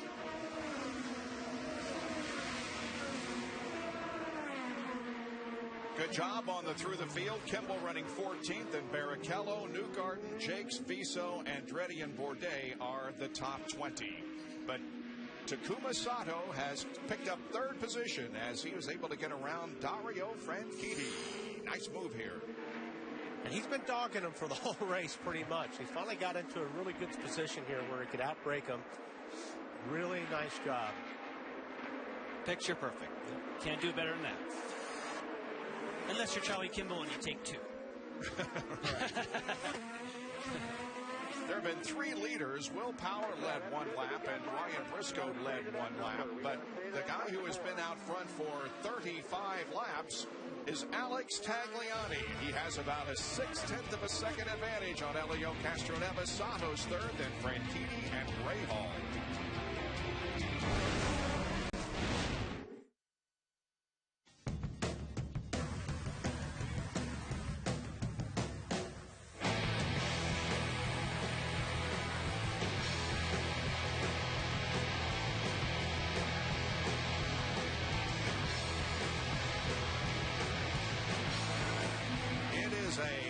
City to visit, and we've enjoyed our stay in Canada. Great Canadian people. They are great race fans, and hope we can come back here in future years. And a Canadian, Alex Tagliani, is leading this race, as except for 2 laps. Castroneves right behind him in 2nd. And Castroneves is, he may have lost his opportunity for the sweet spot of the tires that now he may just need to maintain. And, Alex Tagliani is really trying to dodge a bullet here because we saw how aggressive Castroneves was in that battle between the two. And now he's just thinking, if I can just hang in here on my blacks, hang in here. I know the car's good on the reds. I'm going to get him back again. So if I just keep Ilio back there, I may have dodged a bullet, and he's everything going his way at the moment. This is one of the rougher sections of the racetrack here between turns 10 and 12. Which reminded me, when you said the bumpy sections and we see Tagliani, I just remembered I had this discussion with him this morning.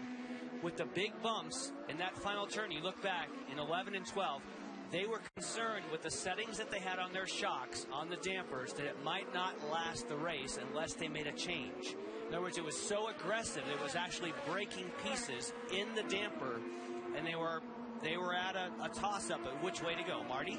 Yeah, and they were a little worried about that. You and I were talking to him, Jan, and he said they had to make some changes to make sure that that didn't affect them during the race. Obviously, it's not affecting him right now. Back behind him, Dario Franchitti, you see he's in the 4th position.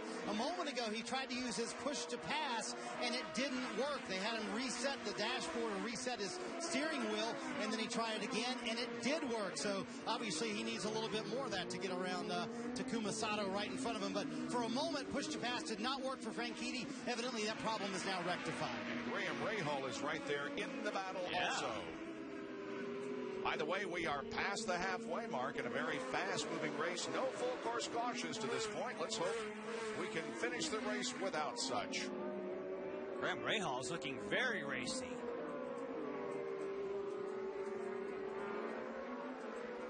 And then if Graham Rahal catches up to Takuma Sato, then you'll have Bobby Rahal conflicted. His driver and his son battling. And it's safe to say it's going much better for Graham this year. Remember, he took contact on the opening lap last year and spent the rest of the day in the booth with you guys. Right. I think he enjoyed it. Day, yeah. I think he enjoyed it, but he's probably having a better day today. Rahal wants to get past the car in front of him really bad. Oh, yeah. Teammate, being your teammate. Then, like I said, if you get to Dad's car, you want to pass that car pretty bad, too. Oh, absolutely. Franchitti was on the push to pass that time. And that means, what does that mean? I'm worried about Graham Rahal. He's catching me fast. Hey, Fitz, I'm just going to check that push to pass again. Yeah, it seems to be working.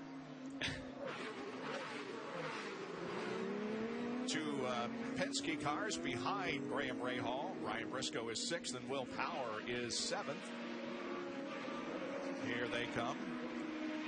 As far as points are concerned, right now, Castroneves has moved into 2nd in the points and is 31 behind Ryan Hunter-Reay, with Power slipping to 3rd, 33 points behind. Now, if you watch the right rear of Power, watch how much movement across these bumps, and that's why Tagliani, this is one of the places where they were concerned because of the bumps and the huge movement that comes. Actually, it's the next one coming up here. You can see the kind of shocks that it sends through the suspension system. It's amazing as you come through here how much movement there is.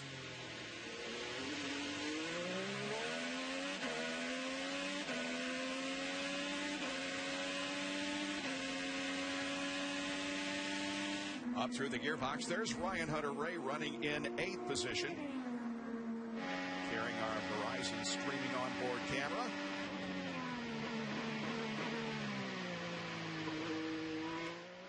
And call Star Indy for live in-car camera, driver pit crew chatter, and more. You can download it IndyCar Mobile, only from Verizon.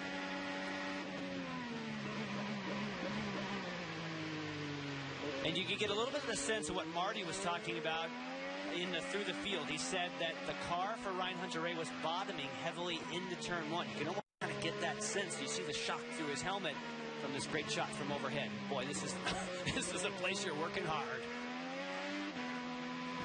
Whoa, you hear that? Whoa. That's a hand. This whole section is a real handful. It's so fun to watch the steering. Here's the right that Tagliani was worried about in here. Power.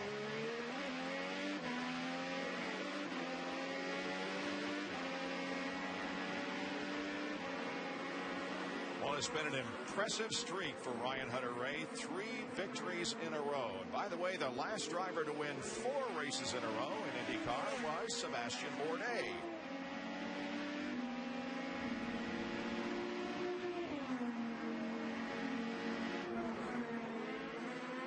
There's Ryan, and behind him is Justin Wilson. Running 9th, and the 10th place guy is James Hinchcliffe, the other Canadian in the field.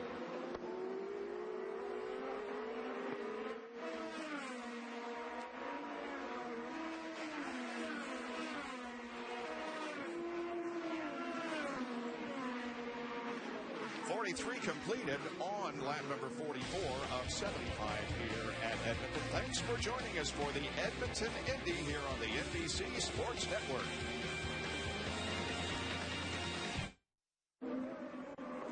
Alex Tagliani leads Helio Castroneves at Edmonton. The IZOD IndyCar Series returns to ABC with the Honda Indy 200 in Mid-Ohio. Don't miss it Sunday, August 5th at 1 o'clock Eastern on ABC. Kind of a strange deal because that was originally an NBC race, but because of our extensive coverage of the Olympics, it's going to be on ABC. You'll hear, however, the NBC announcers. We look forward to that true cooperation between the broadcast partners, ABC and NBC, as far as the IZOD IndyCar Series is concerned. On board with J.R. Hildebrand, and he's not having a real good day. In fact, he's back in 23rd, Robin Miller, but he did get some good news this past week. He did, Bobby. The House of Representatives voted to allow the armed forces to continue to be involved in race car and sports sponsorship. And it's Dale Earnhardt Jr. in NASCAR, and it's obviously J.R. Hildebrand here with John Barnes' team at Panther Racing. And even though they're not having a very good day, that's probably the best news you could get, because the Army got pulled out of Tony Stewart and Ryan Newman. They pulled the rug out from those guys. So I say that's a pretty good deal for these guys. Yep. Right ahead of him is Ed Carpenter. Now, Ed Carpenter, who's running in 20th position, has really not done all that bad this year. When you look at some of the statistics, he has gained 70 positions in the series so far this year. Gained 70 positions from start to finish, and there's been only one race that he has finished worse than he started. And he has completed all but 12 laps this year in the IZOD IndyCar Series. He's just going to... We don't subtract, though, right? So I say he had to subtract 1 from his total, but no, it's just how many... No. How many positions he gained from start to finish. One car length back. Hildebrand kind of dug himself the hole. That's why he's back there without having a caution. With that contact earlier in the race, they came in and fixed the nose, and he lost a ton of track position. Okay, let's play strategy here. If you are Alex Tagliani, do you want to come in early and get rid of the black tires, which would then give Castroneves the lead, and you'd have to pass him back? Or do you want to stay out there till the last possible moment so that you and Castroneves stop at the same time? So I would stay. If I'm Tagliani right now, as good as I'm running, I'm going to stay out as long as I can on those tires and keep the reds for a shorter distance. That's what I would do. Marty? Well, let's ask the guy in charge. So what do you do here, Brian? Do you stay on the blacks, or do you come in and get the reds as soon as you can? Well, we got a plan. I'm not going to tell you. Come on, Brian. I'll tell you what it is, but we got a plan. Just like 3 or 4 of us listening. Don't worry. Right. No, I mean, I think both the Firestone tires, the blacks and the reds, seem like they've been pretty similar this weekend. So, we know we want to go on. Alex doing a great job, and I figure you guys only usually show the cars the front 2 or 3. We wanted to get Barracuda Networks, all our sponsors, on TV, so I'm glad we're up front for them. How would you grade the job he's done today? He's controlled this entire race. Yeah, he's very comfortable. He's calm on the radio. He is, like you said, he's controlling the pace, and we're just trying to manage the gap right now and try and get out of, the goal right now is just get out of this last pit stop with the lead and then let Alex take us home. What I got out of that is that Brian's being a nice guy, but he's not going to share his strategy with us. Well, we know he has a plan. Right. We just don't know what it is.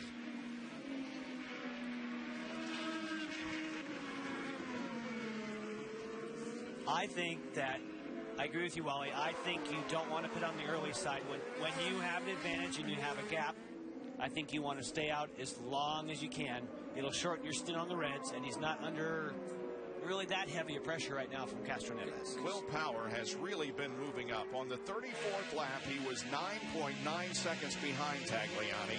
He passed Ryan Briscoe on the 45th lap, and now at lap 47, he is 4.6 seconds behind Alex Tagliani, the leader. It's amazing, Bob. They told him about lap 43 or so, I would say. Tim Cindric said, go as hard as you want to go for the rest of this run. And you see that gap that has shrunk down so much for Will Power. Clearly, the car very fast. How much ground can they gain here on pit road? And can they wind up the day with a top 5? That would be amazing, Kevin. Hinchcliffe just radioed in and said the fuel alarm came on.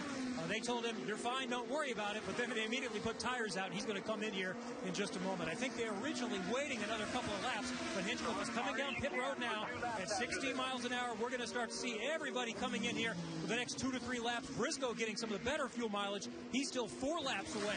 Hinchcliffe is in his stall. They have the reds on, and they're going to put more reds on. He's been running in 10th position. He's going to see if he can get lucky with a yellow here and get back in and try to make up some track position before everybody else makes their final stop. He was running in 10th position when he came in for the stop. Hey, you got Simona coming on you here. Simona De Silvestro is the only car on the racetrack that has been lapped. James Jake's car is in pit lane and could be out of the race. So Simona De Silvestro in 24th, a lap behind. And here is Oriol Servia, who of course... they've got a problem. He stalled it. And they added, Wally, a ton of front wing. Yeah. Stalled again. He, of course, has the record, if you will, this year in gaining positions from start to finish. He has improved 98 positions, and it still won't go. Man. He's one of the drivers that took the grid penalty to change engines, but he is having problems getting off pit lane. They continue to run up front in the same order. Now here comes Simon Pagenaud and Mike Conway in for pit stops. Kevin? Mike Conway's had a great day today. He's had a good weekend, except unfortunately for him for qualifying. They had a fuel pressure problem, so he qualified back in the back. But he's been running up near the front most of the weekend. Let's check in with Marty.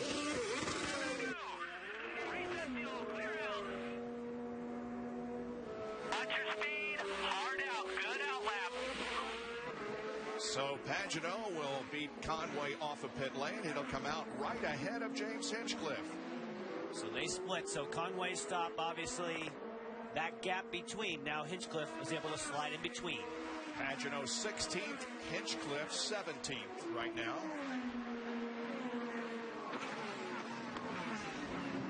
With just 25 laps to go, we should be seeing everybody in for a pit stop before too much longer. Oh! Now that surprises me. So Tagliani, wow, this is working right to Tagliani's favor right now. 3, 2. Ray Hall also in for a stop. Put on the brakes. And guys, Elio hitting pit road here a little bit earlier than they wanted to. This will be red sticker tires for Elio Castroneves.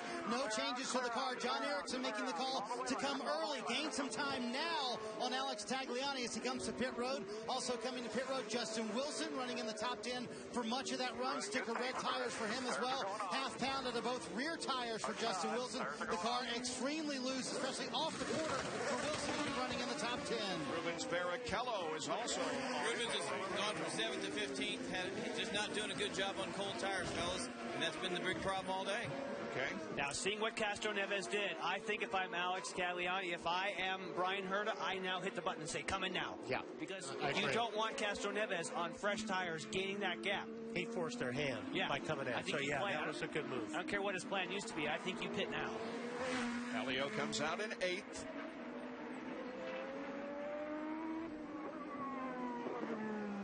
And Tagliani is in for his second pit stop.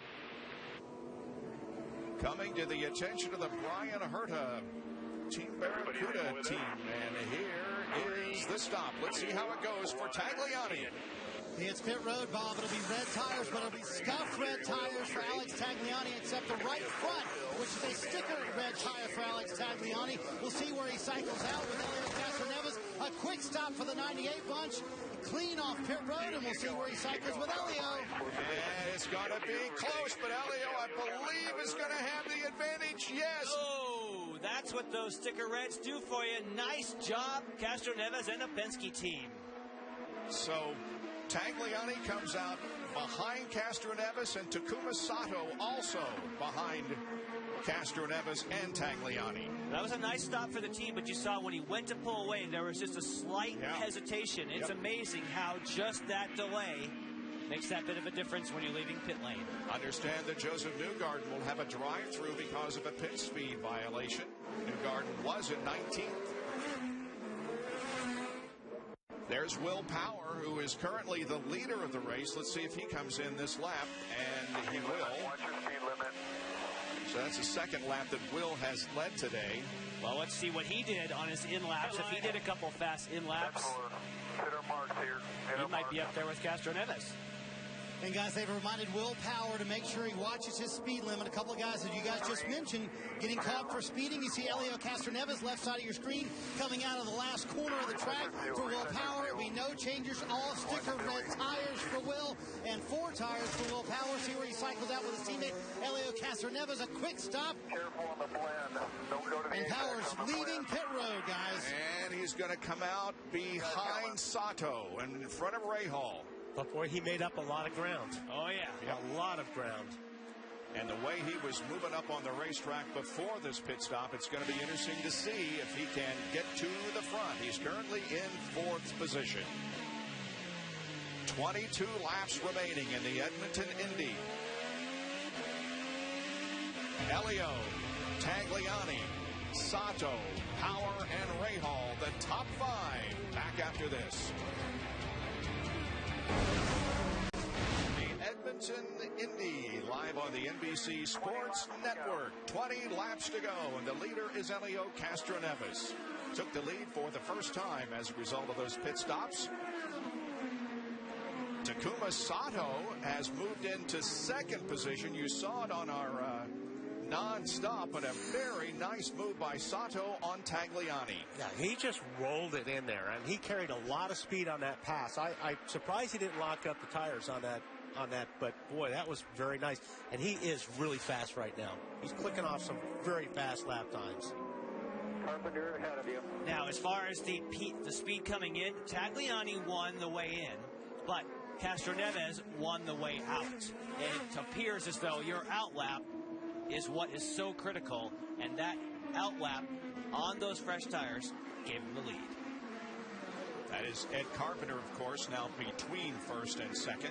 But look at Will Power. Yeah, he's now only 3 seconds behind in 4th spot. Tag is on the push to pass right now, so he's trying to be a little bit defensive. Oh, now Power hits it later. Whoa! And way up the inside. Got it. Over? Nope. Man. That was strong. That was strong. Power is 3rd and moving up. It's going to be fun to watch Tagliani, though. Tagliani tries to fight back, Bob, but they've told Will Power, go as hard as you want, as much as you want. Obviously, he's used a lot of push to pass, but he's trying to make his way to the front. At the beginning of the day, Tim Cindric told me we have 2 goals. Number 1, beat Ryan Hunter-Reay. They're doing that right now. And number 2, finish in the top 5 if we can. They may do better than that. Yeah, man. Good racing so far all day today. No cautions. The race has been a furious pace. Castroneves right now leading Sato and Will Power as he goes around the lap car of Ed Carpenter. Back in a moment. In the closing laps already here at the Edmonton Indy, as Castroneves has a 1.7 second advantage on Takuma Sato. And Tony Kanaan, remember, is on a 3-stop. Sorry, Bobby. Tony Kanaan's had a miserable day. They tried 3-stop strategy because the car wouldn't handle, and you can see he hasn't moved up much from where he started, 21st. Nope, not a good day for TK. But a good day for Elio Castroneves so far. But he has a couple of guys behind him who may be in a position to really challenge him before this one is over, namely Sato and Power. Yeah, well, Power, when he caught slower time, when he got on Carpenter, Carpenter was in a position to be able to get out of the way for power. But the problem was that tight right-hander that was coming up, he couldn't stay out of the way for tagging those guys. See, Carpenter goes over the side here. Power gets by, but he pulls in front of Tag, and watch how Power just gaps Tag and Rahal. That was costly for those guys, just catching traffic in the wrong place. There's a good shot off the Power's car. I mean, that's 2.5 seconds. That's a ton on the racetrack. Well, and guys, to add to the drama a little bit for Will Power, who clearly has the fastest car, if he does get a caution, could win this race. They're not sure they can make it all the way on fuel. They did not get the fuel tank full when he pitted last time. Tim Cindric told me we didn't really need to. I said, do you think you can make it all the way to the end on fuel? He said, we think so. Wow. That's something we'll certainly keep an eye on here before this one's over. Hey, Marty, I mean, when you say they don't think they got it, what do you think they were a second or 2 seconds maybe early on the hose? Or? Well, probably, Wally. It never vented back up the hose, so they don't know for sure if they got it full. They don't think that they did. And again, they didn't need to get it completely full, but Tim Cindric does think they have enough fuel to make it to the end. It's going to be close, though. Because I think we commented how much ground Power made on that pit stop, and a lot of times, sometimes if you don't get all the fuel in, that's why the pit stops are so good. 15 to go, 15. And what you want to do is you want to go towards the end of the window, and then it becomes a time stop, not a fill stop.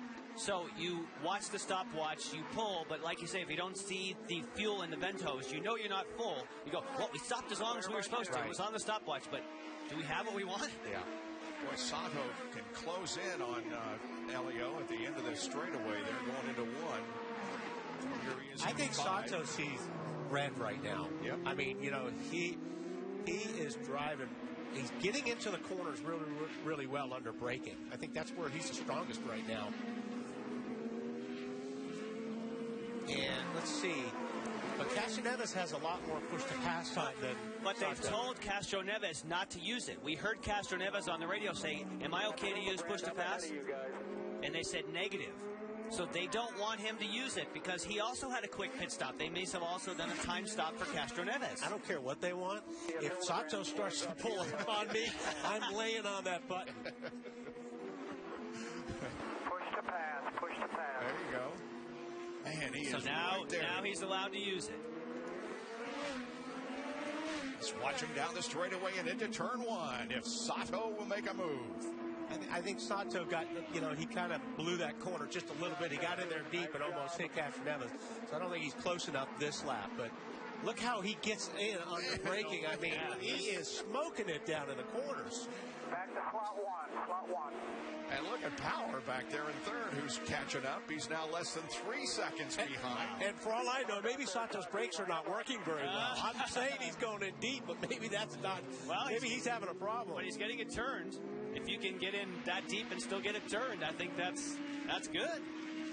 Sato's team owner, Bobby Rahal, competed in his first professional race at Edmonton International Speedway in May of 1975, qualifying in the Players Canadian Formula Atlantic Series.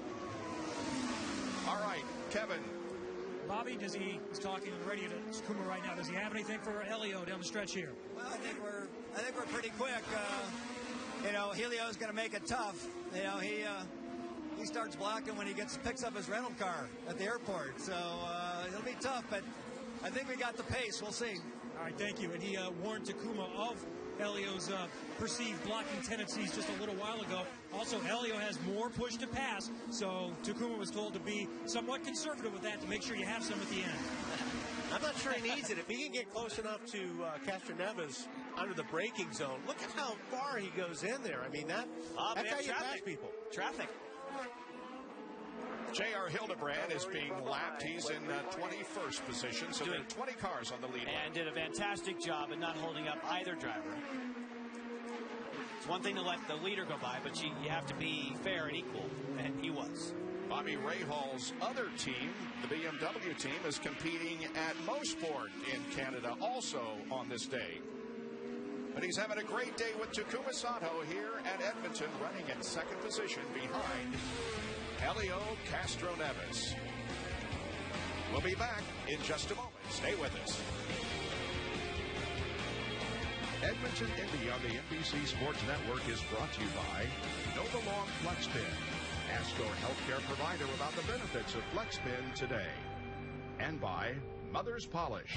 There's no shine like Mother's. More than 10 laps to go here in the Edmonton Indy. It's Helio Castroneves leading Takuma Sato. Power dropping back now is more than 5 seconds behind Castroneves as we take a look at what's happened so far here on this Sunday afternoon. And Bob, of course, it started wild right from the front. Dario Franchitti gets a good start. Brian Briscoe does not. And taking that second position aggressively was Alex Tagliani. They get all through clean. Some of the driving, there was contact. That was that epic battle we saw between Charlie Kimball and Marco Andretti. Scott Dixon taking advantage of that. And here was the chop. At least he thought it was a chop. Ryan Hunter-Reay. Race control did not agree. They felt as though willpower was A-OK there. Then the battle between Dario Franchitti. This is, of course, Alex Tagliani slotting himself into the lead, and then Castroneves takes advantage with a super aggressive move on the red sidewall. Bridgestone's challenging for the lead. Now, this is where Tagliani lost it in the pits because Helio Castroneves pitted 1 lap early, had an awesome outlap, and look at Sato, just rolls the car, as Wally was saying, into the corner, takes his foot off the brake, an aggressive move for power, making his way through past Tagliani, who was thinking, man, I was pretty sure I had this thing in the bag, and now I've slid back, and I think now, I agree with you, Bob, we were talking during the break, Takuma Sato at some point is going to go for it. That's your prediction, right? I'm remembering a couple of races this year, and Sato will go for it if he has half a chance. Not even that, a quarter of a chance. Certainly remember Indianapolis. So you're bugging him.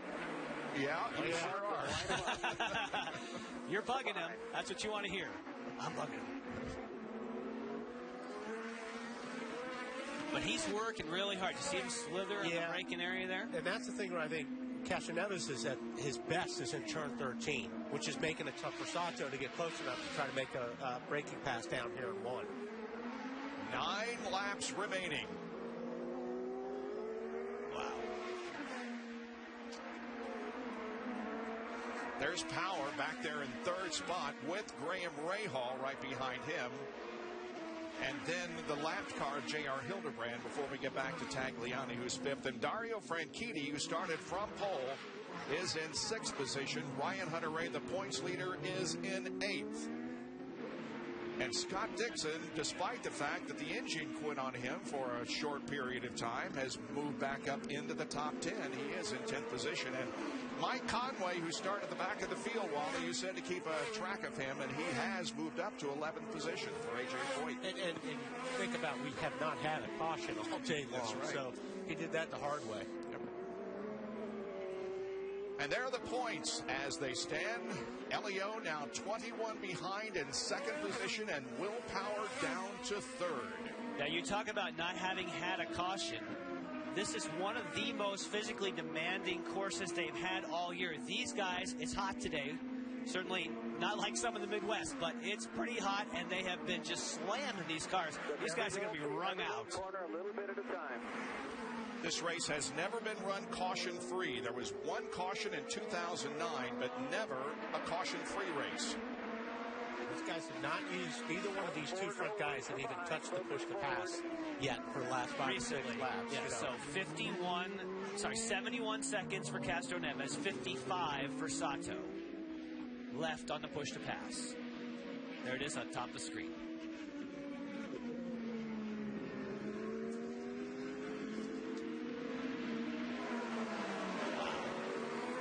For a moment there, I thought that Castroneves was all of a sudden getting some more pace, and Sato was struggling, and now he's right back again. Marty? Well, guys, you think about all the times for Helio Castroneves. He's come so close here at Edmonton. The one time where he was called for blocking, which he obviously disagreed with. He's finished 2nd here 3 times. This is a win that he desperately wants. On the radio, he told John Erickson, all I want from you is when to use my push to pass. That's it. That's all Helio wants from Erickson. when to use that push to pass. But Wally, as you mentioned right there, that's where he's so good, and that's so helpful for every run down this long straightaway. I thought Sato was in position right there because that's the closest he's been to Castellanos, but Sato got a little bit loose getting off that corner, and he lost it a little bit. And Elio used the push defensively. Yeah, well, Sato used it first, and then he got a radio call, and then they swapped. So as soon as Sato realized, this one's not going to work out, Castroneves got the radio call, pow, he's on the button. So they're saying, he's on it behind you, get on it now. Got some traffic coming up. We've heard a little bit of Bobby Rahal's communication with Takuma Sato. He really coaches him on the radio, cheerleading much of the way to keep his confidence up and also make sure that he's doing exactly what he wants him to do. He's telling him, as we heard, just a little bit every corner. He's also saying, just focus on Elio, focus forward, make sure you get your braking points, and see if we can get a good result out of this. Sato's really good through this part of the section. The rough part of the racetrack is where Sato makes up his ground. He's real close to it right now. Like I said, he'll get to the tail if he can to Castroneves' tail, but he just can't get through 13 as well. And John Erickson told him use the push to pass on this lap once again, so we'll see if it helps right here, Wally. Castroneves is on it. Push to pass, that is, and so is Sato. That's why he's gaining on you to 13. Sato needs to disengage and save some. Not the same amount. 6 laps to go. Oh, man, he's rolling in there. Whoa! Wow. Turn 5 is where it may have. That's the place we've seen Sato. That's coming up now. He's not close enough this lap, but that's where he might try it. Yeah, if he can just get off the 13 straight without getting the car loose, it may make the difference. Here's 5. Sato, that is. What was Elio saying about the straightaway? Did you catch that? That was Elio saying on the radio, you guys have got to help me. I'm not worried about the corners. I'm worried about the straightaway. Tell me where to use the push to pass. Well, yeah, look in that mirror. Yeah, I would use it. If you see something blue and white, close and Getting quickly, bigger. hit the yellow button on the steering wheel. Use your push to pass right now. Okay, he's got 56 seconds left. We've got 33, so he's got a little bit more. Let's save it to the last couple laps. Okay, so you can roll it in. If he could just Yeah, that was a good corner right there. Yeah. I say Sato wants to stay close and try him in turn 5. 5 laps to go. Sato on the button again. I think he should disengage it. I think he should save it. There he goes. I think he should go after it in turn 5. He's close enough. I think right now he needs to hammer it and do one of his classic bonsai moves into turn number 5. Save our button for here for a little bit. He lost 2 and 3 that time. He makes up his ground on the rough part of the racetrack, but there's not an opportunity for him to really make a pass on that end of the track. Right up ahead of you. This is where he gains on him.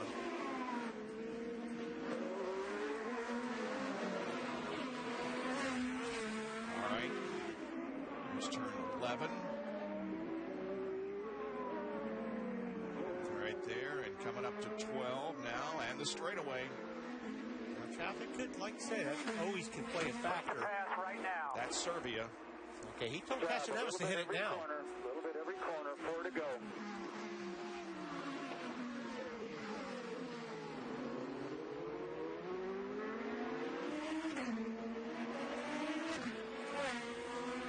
Go this time. Nice work. Nice work.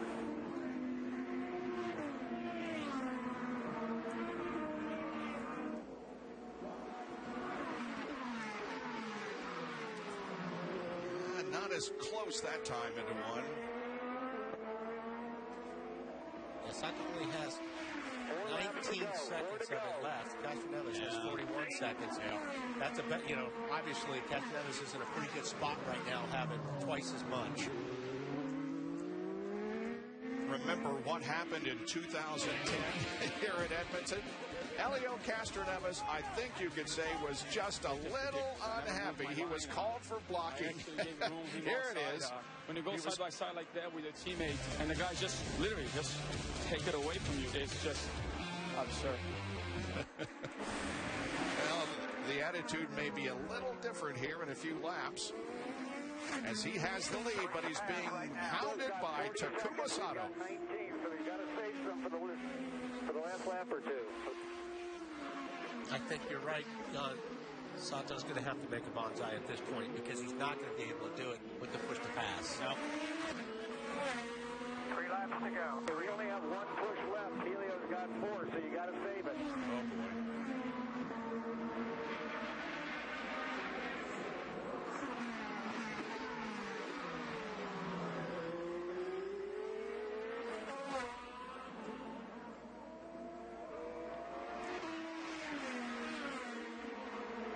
Of course, been concentrating on the battle for the lead,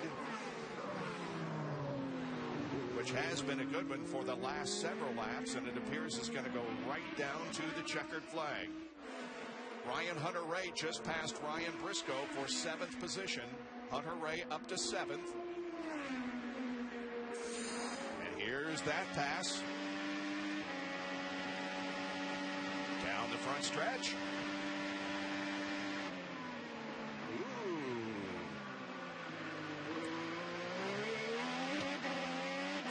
Done?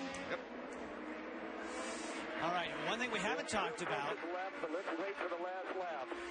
is the kind of pressure that Castro Neves is under right now. In that, I don't think Castro Neves has put a wheel wrong all race, but that goes through your mind. There's been no caution. You've been working hard. You're exhausted. And he continues to use push to pass because he can, Kevin. You're doing a great job. Just keep it up. Bring it home. There's Bobby. And just a moment ago, Bobby Rahal told Takuma Sato that you have 2 pushes left, so let's save them both for the last lap. Elio was on the button defensively, knowing that Takuma doesn't have as many as he does. And remember the start of the race, Castro Neves did not use it at all. We made a report that it was he and Servia, I believe, were the only 2 early on who had never touched it, and that is paying dividends right now. They'll come down for the white flag this time. Boy, is he feeling the pressure. He knows one little miscue, catch a curve, get a little bit squirrely, and he's going to have Sato right on top of him.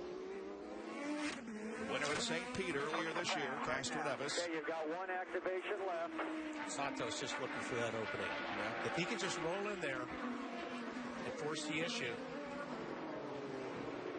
Okay, well, here we go. This is going to be it. Coming down for the white flag. 1 more lap to go, and Takuma's going to have to get it done in the next 2.2 miles.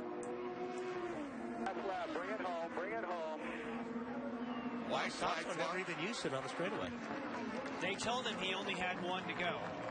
So he wants to, I think he could get away with 2 pushes myself, because you could deactivate it and you get a full length of your timer if you even have 1 second left the last time you hit it. But they told him on the radio, Taku, you have only 1 push, so he's saving that here for the final stages of this lap. But both of them had just driven a great race. In fact, this has been a very entertaining afternoon. A lot of passing, no cautions. It's been green from start to hopefully finish here in just a few seconds. If Sato is going to do it, he's going to have to do it very, very quickly. Coming around this corner. Here's turn 12 down the straightaway. Let's see if Takuma can close in. Both on it. Both on it, yep. But not close enough to make a move. Sato just used his timer up. And so, Elio will come off of turn number 13. 3 times a bridesmaid, but never a bride until today. But Elio Castroneves wins the Edmonton Indy. He thought he had won in 2010. This time there was no denying. Castroneves beats Sato, Power, Rahal. Tagliani is going to come down and finish in 5th position. There he crosses the line. Dario Franchitti's right behind him. Here comes Ryan Hunter-Reay. He will finish in 7th spot. 8th is Briscoe. 9th is Wilson, and Dixon is in 10th position. Mike Conway finishes 11th. Here's Hinchcliffe in 12th. Then comes Kimball, Barrichello, Pagano. That was at this. Elio, Spider-Man is back. Wow, that didn't take long.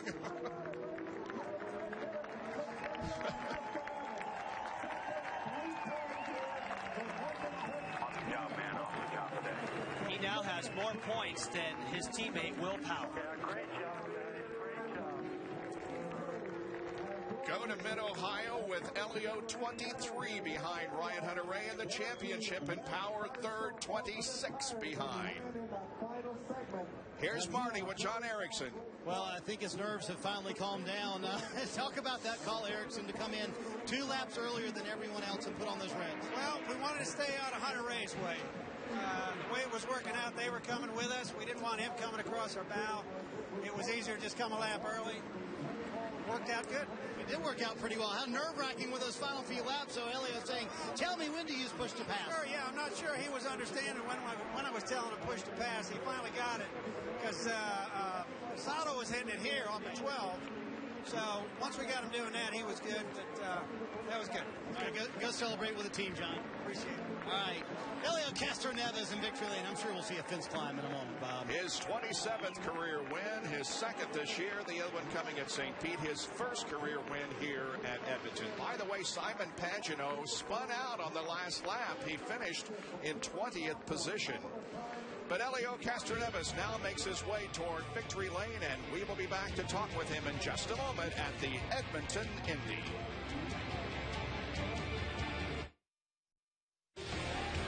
And back in Edmonton, where Elio Castroneves has already climbed from the race car, ready to spray some champagne.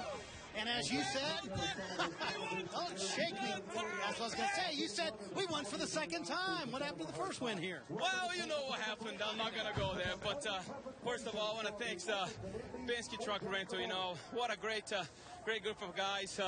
Shelby Power, AAA, and Verizon, man. Those guys are, and SKF as well. Those guys are incredible to keep me supporting. And these guys here, come on, camera, it's not all about me. It's about these guys. They are awesome. That's what I'm talking about. There's all the fellas that helped you get a win. Let's talk about the fellas who helped you get a win. John Erickson's call to come 2 laps earlier than tags. How big was that? I was a little concerned, to be honest, because, man, I got to make a big outlap, and I was so focused, and I forgot actually to use the push to pass, which you couldn't make a little bit comfortable, but in the end, what a great strategy. Ron Rosiski, John Erickson, man, I believe you. If you believe me, man, it was awesome. So I'm so happy. Thank you. How about the battle with Takuma there at the end? I know that was A, stressful, but B, probably fun, wasn't it? You know, to be honest, in those circumstances, for me, it's actually best because when a guy is in your gearbox, it bring the past out of me, so you can't miss concentration. You have to be on every step of the way, like every braking point, every downshift. So for me, I was like, come on, Takuma, keep it over here. As long as I have this straightaway cover, I'll be fine. And it was a great strategy. I just wish you were a little more animated when you won racing. And, exactly. I mean, what can I say? Sorry about that, but guys, I'm so happy. You started shaking me at the beginning of the interview. You shake some microphone at the end. I think Elio Castroneves, Bob, a little happy to be in victory lane. What do you think? I would say you are right. Always fun when Elio wins. Kevin is with second place finisher. And Bob, Takuma Sato, just watched that replay of that pit exit there. You were racing with Tagliani.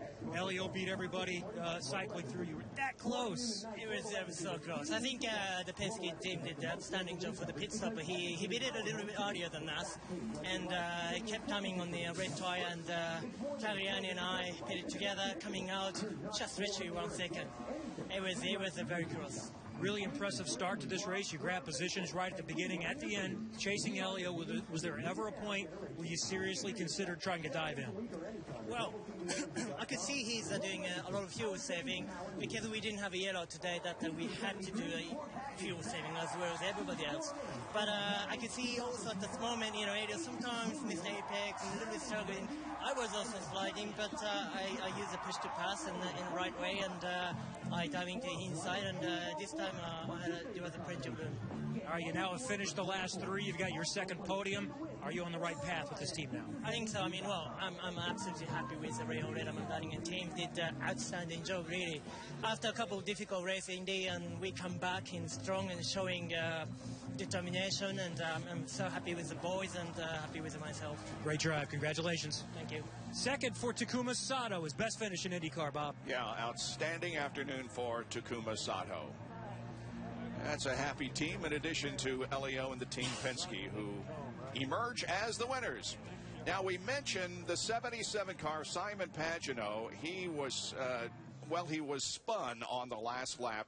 Charlie Kimball has been given a 37-second penalty because of that. Avoidable contact, 30-second penalty for Charlie Kimball.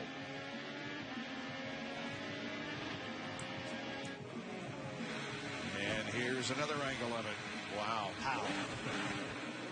All right, let's talk to Power now. Here's Marty. Yep, we're kind of on the way to victory lane. Let's grab Will. And beginning of the day, if I'd have told you to finish third, would you have taken that? Absolutely, yeah. I would have taken that. Yeah, awesome day. Very good day. Past cars, it's a lot of fun. But Elio did a good job. Definitely tightening up the championship. But yeah, just great to have a good day with the Verizon car again. You know, we haven't had that for a long time. So very enjoyable and a tough race. At the end there, were you a little worried about fuel because Tim had told you, I don't know, we got it all the way full? Well, we went longer than anyone, so if we were in trouble, everyone else was too. So, but you know, Tim was just saying, just be mindful of it. If you have to use it, but if not, you may as well save. If you can remember the one time where you came off pit road right in front of Ryan Hunter-Reay, he was adamant that that should have been a penalty for you. Do you agree with that? Well, I thought in the drivers' meeting they said, if you're not cutting someone off, you can take the apex. And I thought I was in front of him because I didn't see him. But, of course, I guess if I was in his position, I would scream for a penalty too because it's good for points, right? But, yeah, if that was the case, my mistake. Just an incredible day for Will Power, though. 17th to 3rd. Bob? Let's take a look at that again when Will came out of the pits right ahead of Ryan. And I think by the technical description, he was ahead of Ryan Hunter-Reay. And I agree with exactly what he's saying. If I was Ryan Hunter-Reay, I'd be on the button screaming for a penalty as well. But I think that he slid in just within the parameters of the law. Here's a fourth-place finisher, Graham Rahal, with Kevin. Yeah, another guy that had a good day today. You were able to move up some positions, starting in 8th. What kind of day did you have? Yeah, it was really good. I'm, really proud of the Midas guys. We, we worked really hard this weekend. We started the weekend hot. We kind of fell off there a little bit, and we finished hot. So that's what we want to do. And, at this point in the season, to get a top 5 and to just get a lot of points, that's what we need. I mean, we're close to the top 10. We're probably in it now, but we're also very close to being 20th. That's how tight the points are. So it means a lot to us, and I'm proud of the guys for sticking with it. We've had a very up and down season, but getting another top 5 means the world to us right now. It's the second race we've had this push to pass with turbocharged engines. What kind of boost are you feeling? What kind of difference does it make? I didn't feel it quite as much as, say, Toronto, but certainly when I passed those guys on the outside, if I didn't have push to pass, there's no way I was completing it. So, I think it's a really good thing for this sport, and it's a really good thing at a circuit like this. Mid-Ohio is going to be another one where it's really good, and, I'm just looking forward to get back racing in a couple weeks. Yeah, he gets to head back home. His home track, Mid-Ohio, Bob. That is right. Well, it's a good day for Bobby Rahal, whose driver finishes second, and his son finishes in 4th position, Bobby and Graham Rahal. We'll be back with more interviews post-race after these messages. Stay with us. The 2012 edition of the Edmonton Indy is history. Elio Castroneves has won the race by about 0.8 of a second over Takuma Sato. The driver who led the most laps, 49, Alex Tagliani. He's with Kevin. This guy was very entertaining and from his fellow countrymen today. Let's talk about the start of this race from 4th to 2nd, the first lap, and then you got the lead by the time you got to the line before we finished lap 1. Yeah, I mean, on the opening lap, I thought that the Barracuda car was pretty competitive, so it was our chance to try to get in the lead, and try to see if we can control the race. And yeah, during the opening lap and pretty much the first half of the race, our car was very strong on saving fuel. We could roll speed. We didn't hurt the tire. And I mean, we just missed at the end. When we start pushing and we turn everybody loose, we were hurting the tires a bit more, and we didn't have the 3/10 we needed, the pace that the guys were running up front. But nevertheless, a fantastic job for the whole Barracuda crew and Bowers and Wilkins, all their support. So we're very pleased. It's a good result. 5th is your best finish of the season, but when you're leading a race halfway through and even gapping a little bit, what are the emotions after a race when at one point I'm sure you felt like this might be our day again? Yeah, I'm still very proud of the team. I think, we're learning. It was our 3rd Firestone 5-6 in qualifying in a row. We're pounding. We're there every single race. We just have to put it all together. I mean, this race will make us learn, how we need to get the car towards the end. Our second set of red tires were old, and maybe that was where we got hurt a bit. But, it was definitely a good race for the whole Barracuda crew. All right, good run. And we'll see, I think you're going to the Olympics with Scott Dixon and Emma, right? So we'll look forward to that on NBC as well. Good run for Alex Tagliani. Let's check in now with Marty Snyder.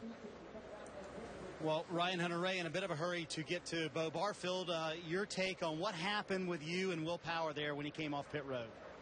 Oh, I mean, in the driver's meeting, it was that you absolutely cannot come across the line and impede another car's progress on the racetrack. And Justin Wilson actually specifically asked that question, so we're a little confused on it. But I'm not going to, piss and moan about that. We had a good solid race, and we just needed some yellows. We needed something to go our way.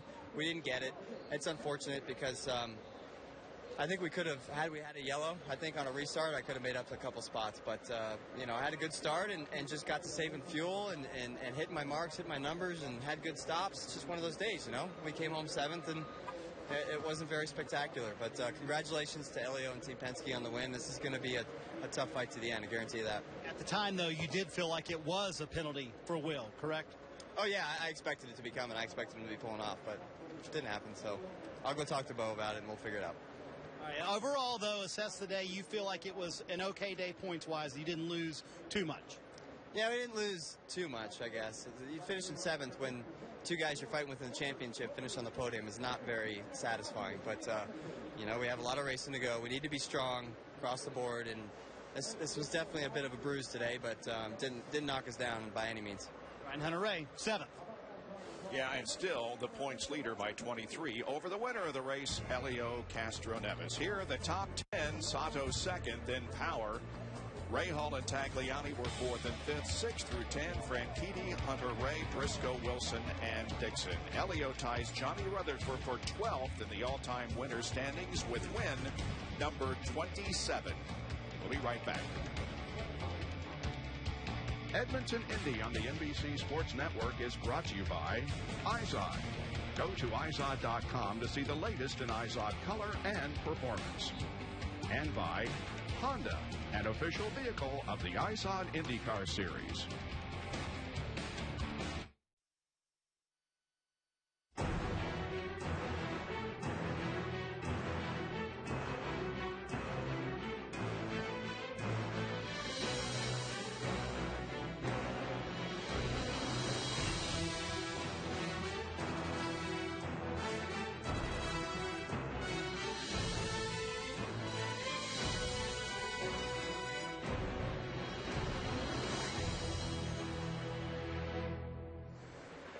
The winners this year, you notice that Elio Castroneves won the first race of the year at St. Petersburg, and he is back in victory lane here today in Edmonton. Here's Kevin. Simon Pagenaud was in position, not for the best finish. He was dealing with other issues throughout the day, but a lot better than what ultimately ended up with 20th. Charlie Kimball penalized on the last lap. What was your vantage point? Well, I wish you can see the replay. He just T-balled me in mid-corner, so he couldn't make the corner, and just dive bomb in there and use my sideboard to make the corner. So unfortunately, we're playing a championship here, so it's a shame that he didn't think smarter and didn't let me alone fighting for 12th position. Here I think we might see a look at it. This is from your in-car. There you go. So yeah. And then I saw so anyway. But biggest issue, I mean, we had a great car, and unfortunately we had some straight line speed problems, so all the way through. and that's why we went backwards. Otherwise, I think the team did a good job. We really had a good car in the race. Did you fear your engine was shutting off or losing some power at some point? Well, we've got to analyze it and see what it is, but you know, I felt I definitely had I couldn't keep up when I was pushed to pass in the straight, so that was the biggest issue, but we come back stronger and hopefully get a win before the end. I think a lot of us still feel that Simon is one of those that has a great chance of becoming this year's one of their first-time winners. Marty? Well, Justin Wilson told me Friday, he said, I just want to finish where we race. See, I guess you did that today, but you feel like the results were, what, okay? Yeah, I was hoping we'd be a little bit quicker and, you know, challenge those guys ahead, but ultimately we were just sliding around a little bit loose in places, but, you know, I think a reasonable recovery, especially after this morning's warm-up. We're pulling our hair out after that, but, you know, everyone at Delcoin Racing's worked so hard, so just, you know, pleased to get a solid result in, and hopefully, you know, we'll take the Sonny's Barbecue car to Mid-Ohio and just practice this week and get ready for the race next week. Ninth is not too bad on a day where you had a very, very loose race car. I know you're fighting that, especially at the end of runs. Let's talk about going back to Mid-Ohio. Any oddity there, because that's where you got hurt last year? Any strangeness going back there? Not really. I'm not too concerned about it. I'm thinking forwards, and it was a pretty freak accident, so I don't expect that to happen again. Sure. And, you know, really, just it's a track I like. I enjoy driving it, and we'll tackle that and hopefully get a good balance there. I want to win it. You also told me you went back to a track when you were 16 one time, and finished third the next time after you got hurt? Yeah, when I was first started racing cars, I hit the wall at Brands Hatch. I broke my ankle, my wrist, and cut my leg open, and managed to put some casts on and race there 3 weeks later and finish third. So, you know, I'm not dwelling on it. I'm thinking ahead, and you know, I don't really see it as a problem. It was a pretty freak thing, and even Pagano in my car went off exactly the same spot the next day and was fine once they filled that in. So it's just one of those things. All right, for Justin Wilson, a nice top 10 finish. Finished where he ran, what he wanted exactly out of the day, Bob. And gained one position in the point standings to 12th. Don't forget the upcoming schedule, August 5th on ABC, the Mid-Ohio race. Then we'll go to Sonoma, California, Baltimore, Maryland, and Fontana, California for the finale. And we'll have more from here in Edmonton when we continue. Elio Castroneves is the winner.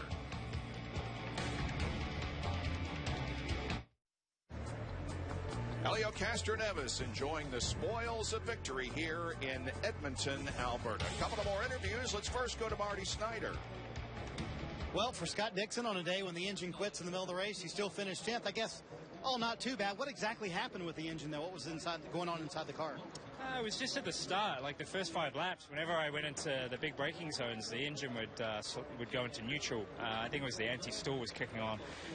We'd had a little bit of problem with it during practice, but then in the race it kept doing it. You know, I hit it 3 or 4 times and dropped all the way to the back again, which is tough. You know, I think in a race today where it just kept running green the whole way, when you're starting far back like us, we needed to start well, get a lot of positions like Power did at the start, and then, you know, really work on fuel mileage and try and work our way up. But we started on the back foot, didn't really go anywhere, and, you know, 10th was okay, but obviously a lot higher would have been, but better. Had you gotten a caution, could you have made some headway? Was the car good enough to do that? I think the car was really quick. I think we made a bad decision at the end to go to reds. I think our car was better on blacks. You know, I think at the middle of the race we were the quickest car by quite a bit, so, you know, when you're spending your time behind somebody the whole race, you can never really see what the car's like. But I think it was quite quick. So, you know, we'll have to move on to the next one and try and make some valuable points up. We're 61 points behind now, so it's a little ways, but we can make it up. Birthday boy finishes 10th. James Hinchcliffe finishes 12th today. Well, the track didn't bite you. Nothing broke, but still, I'm sure you're hoping for a little bit more. What kind of issues did you deal with today? Yeah, I mean, it's the worst running it finish we've had, which is unfortunate. You know, we missed the setup a little bit today, and you know, I made a mistake in that first stint trying to get by Pagano. That put us back a little bit, but you know, after that on the reds, we were battling a handling issue a little bit, and man, it wasn't much, but it's so competitive right now in IndyCar that you miss it by a tiny little bit, and that translates to a lot of spots on the racetrack. So tough break for the whole team, and I think we can bounce back, and we got a test in Mid-Ohio coming up this week, and try and come back stronger for the GoDaddy team and everybody at Andretti in a couple of weeks. What was the racing like today, especially mid-pack with everybody so bottled up? Yeah, it was pretty good. You know, this track obviously lends itself to some passing opportunities, and with with the push to pass that we've got now, it certainly makes things a little bit more interesting. And, you know, it was actually fun to run an all-green race. You know, I think it's the first time we've done that all year, which is pretty cool. And unfortunately, the windows were so small, it meant you had to save fuel for quite a bit. So I almost wish it had been a little bit longer and it made, you know, forced us to do 3 stops and really let us push and mix up the tire strategies a bit. But, no, it's good everybody came through clean and came back in one piece. All right, that's James Hinchcliffe. We'll see you at Mid-Ohio. And Hinchcliffe remains 5th in the point standings by 76 behind the leader, Ryan Hunter-Reay. But the man of the day is Helio Castroneves, who won here. We'll be back to wrap it up in a moment.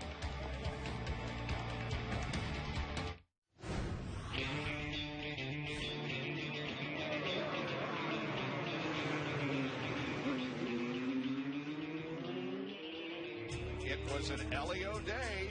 Here he is beating Tagliani out of the pit area and taking the checkered flag 0.8 of a second ahead of Takuma Sato. And Helio Castroneves records his 27th career victory. And the hat parade is going on in Victory Lane. And although Chevy is not mathematically the champion for all intents and purposes, they have won the Manufacturers' Championship for this year. Now, let's take a look at the points. We had a change up at the top as Helio moves to 2nd and Will Power goes down to 3rd, but then 4 through 9 stay the same, with Graham Rahal gaining 1, entering the top 10 in the point standings. Good day for Rahal. He got a good finish out of it. That hurt him a little bit, that finish. Yes. Like you said, for points-wise. Well, I think looking at Castroneves there, he has got to obviously not be feeling just great about today's unofficial result, but about his championship hopes. Yeah. He definitely thinks he's a player now, and should be. Takuma Sato's best career finish in 2nd, and Alex Tagliani's best finish of the season, 5th, bettering his 7th position at Milwaukee. And there you see the rest of the finishers in today's race. Coverage of the Olympic Games begins Wednesday on the NBC Sports Network, leading up to opening ceremonies Friday on NBC. Stay tuned, the Tour de France is next. The IZOD IndyCar Series returns to ABC for the Honda Indy 200 at Mid-Ohio Sunday, August 5th at 1 Eastern, and we'll be back on the NBC Sports Network Sunday, August 26th at 4:30 Eastern for the Indy Grand Prix of Sonoma. For more information on the IZOD IndyCar Series, log on to NBCSports.com. Congratulations to Helio Castroneves, the winner of today's Edmonton Indy. For Jan Beekes, Wally Dollenbach, Kevin Lee, Robin Miller, and Marty Snyder, I'm Bob Jenkins. We'll see you in 2 weeks at Mid-Ohio on ABC.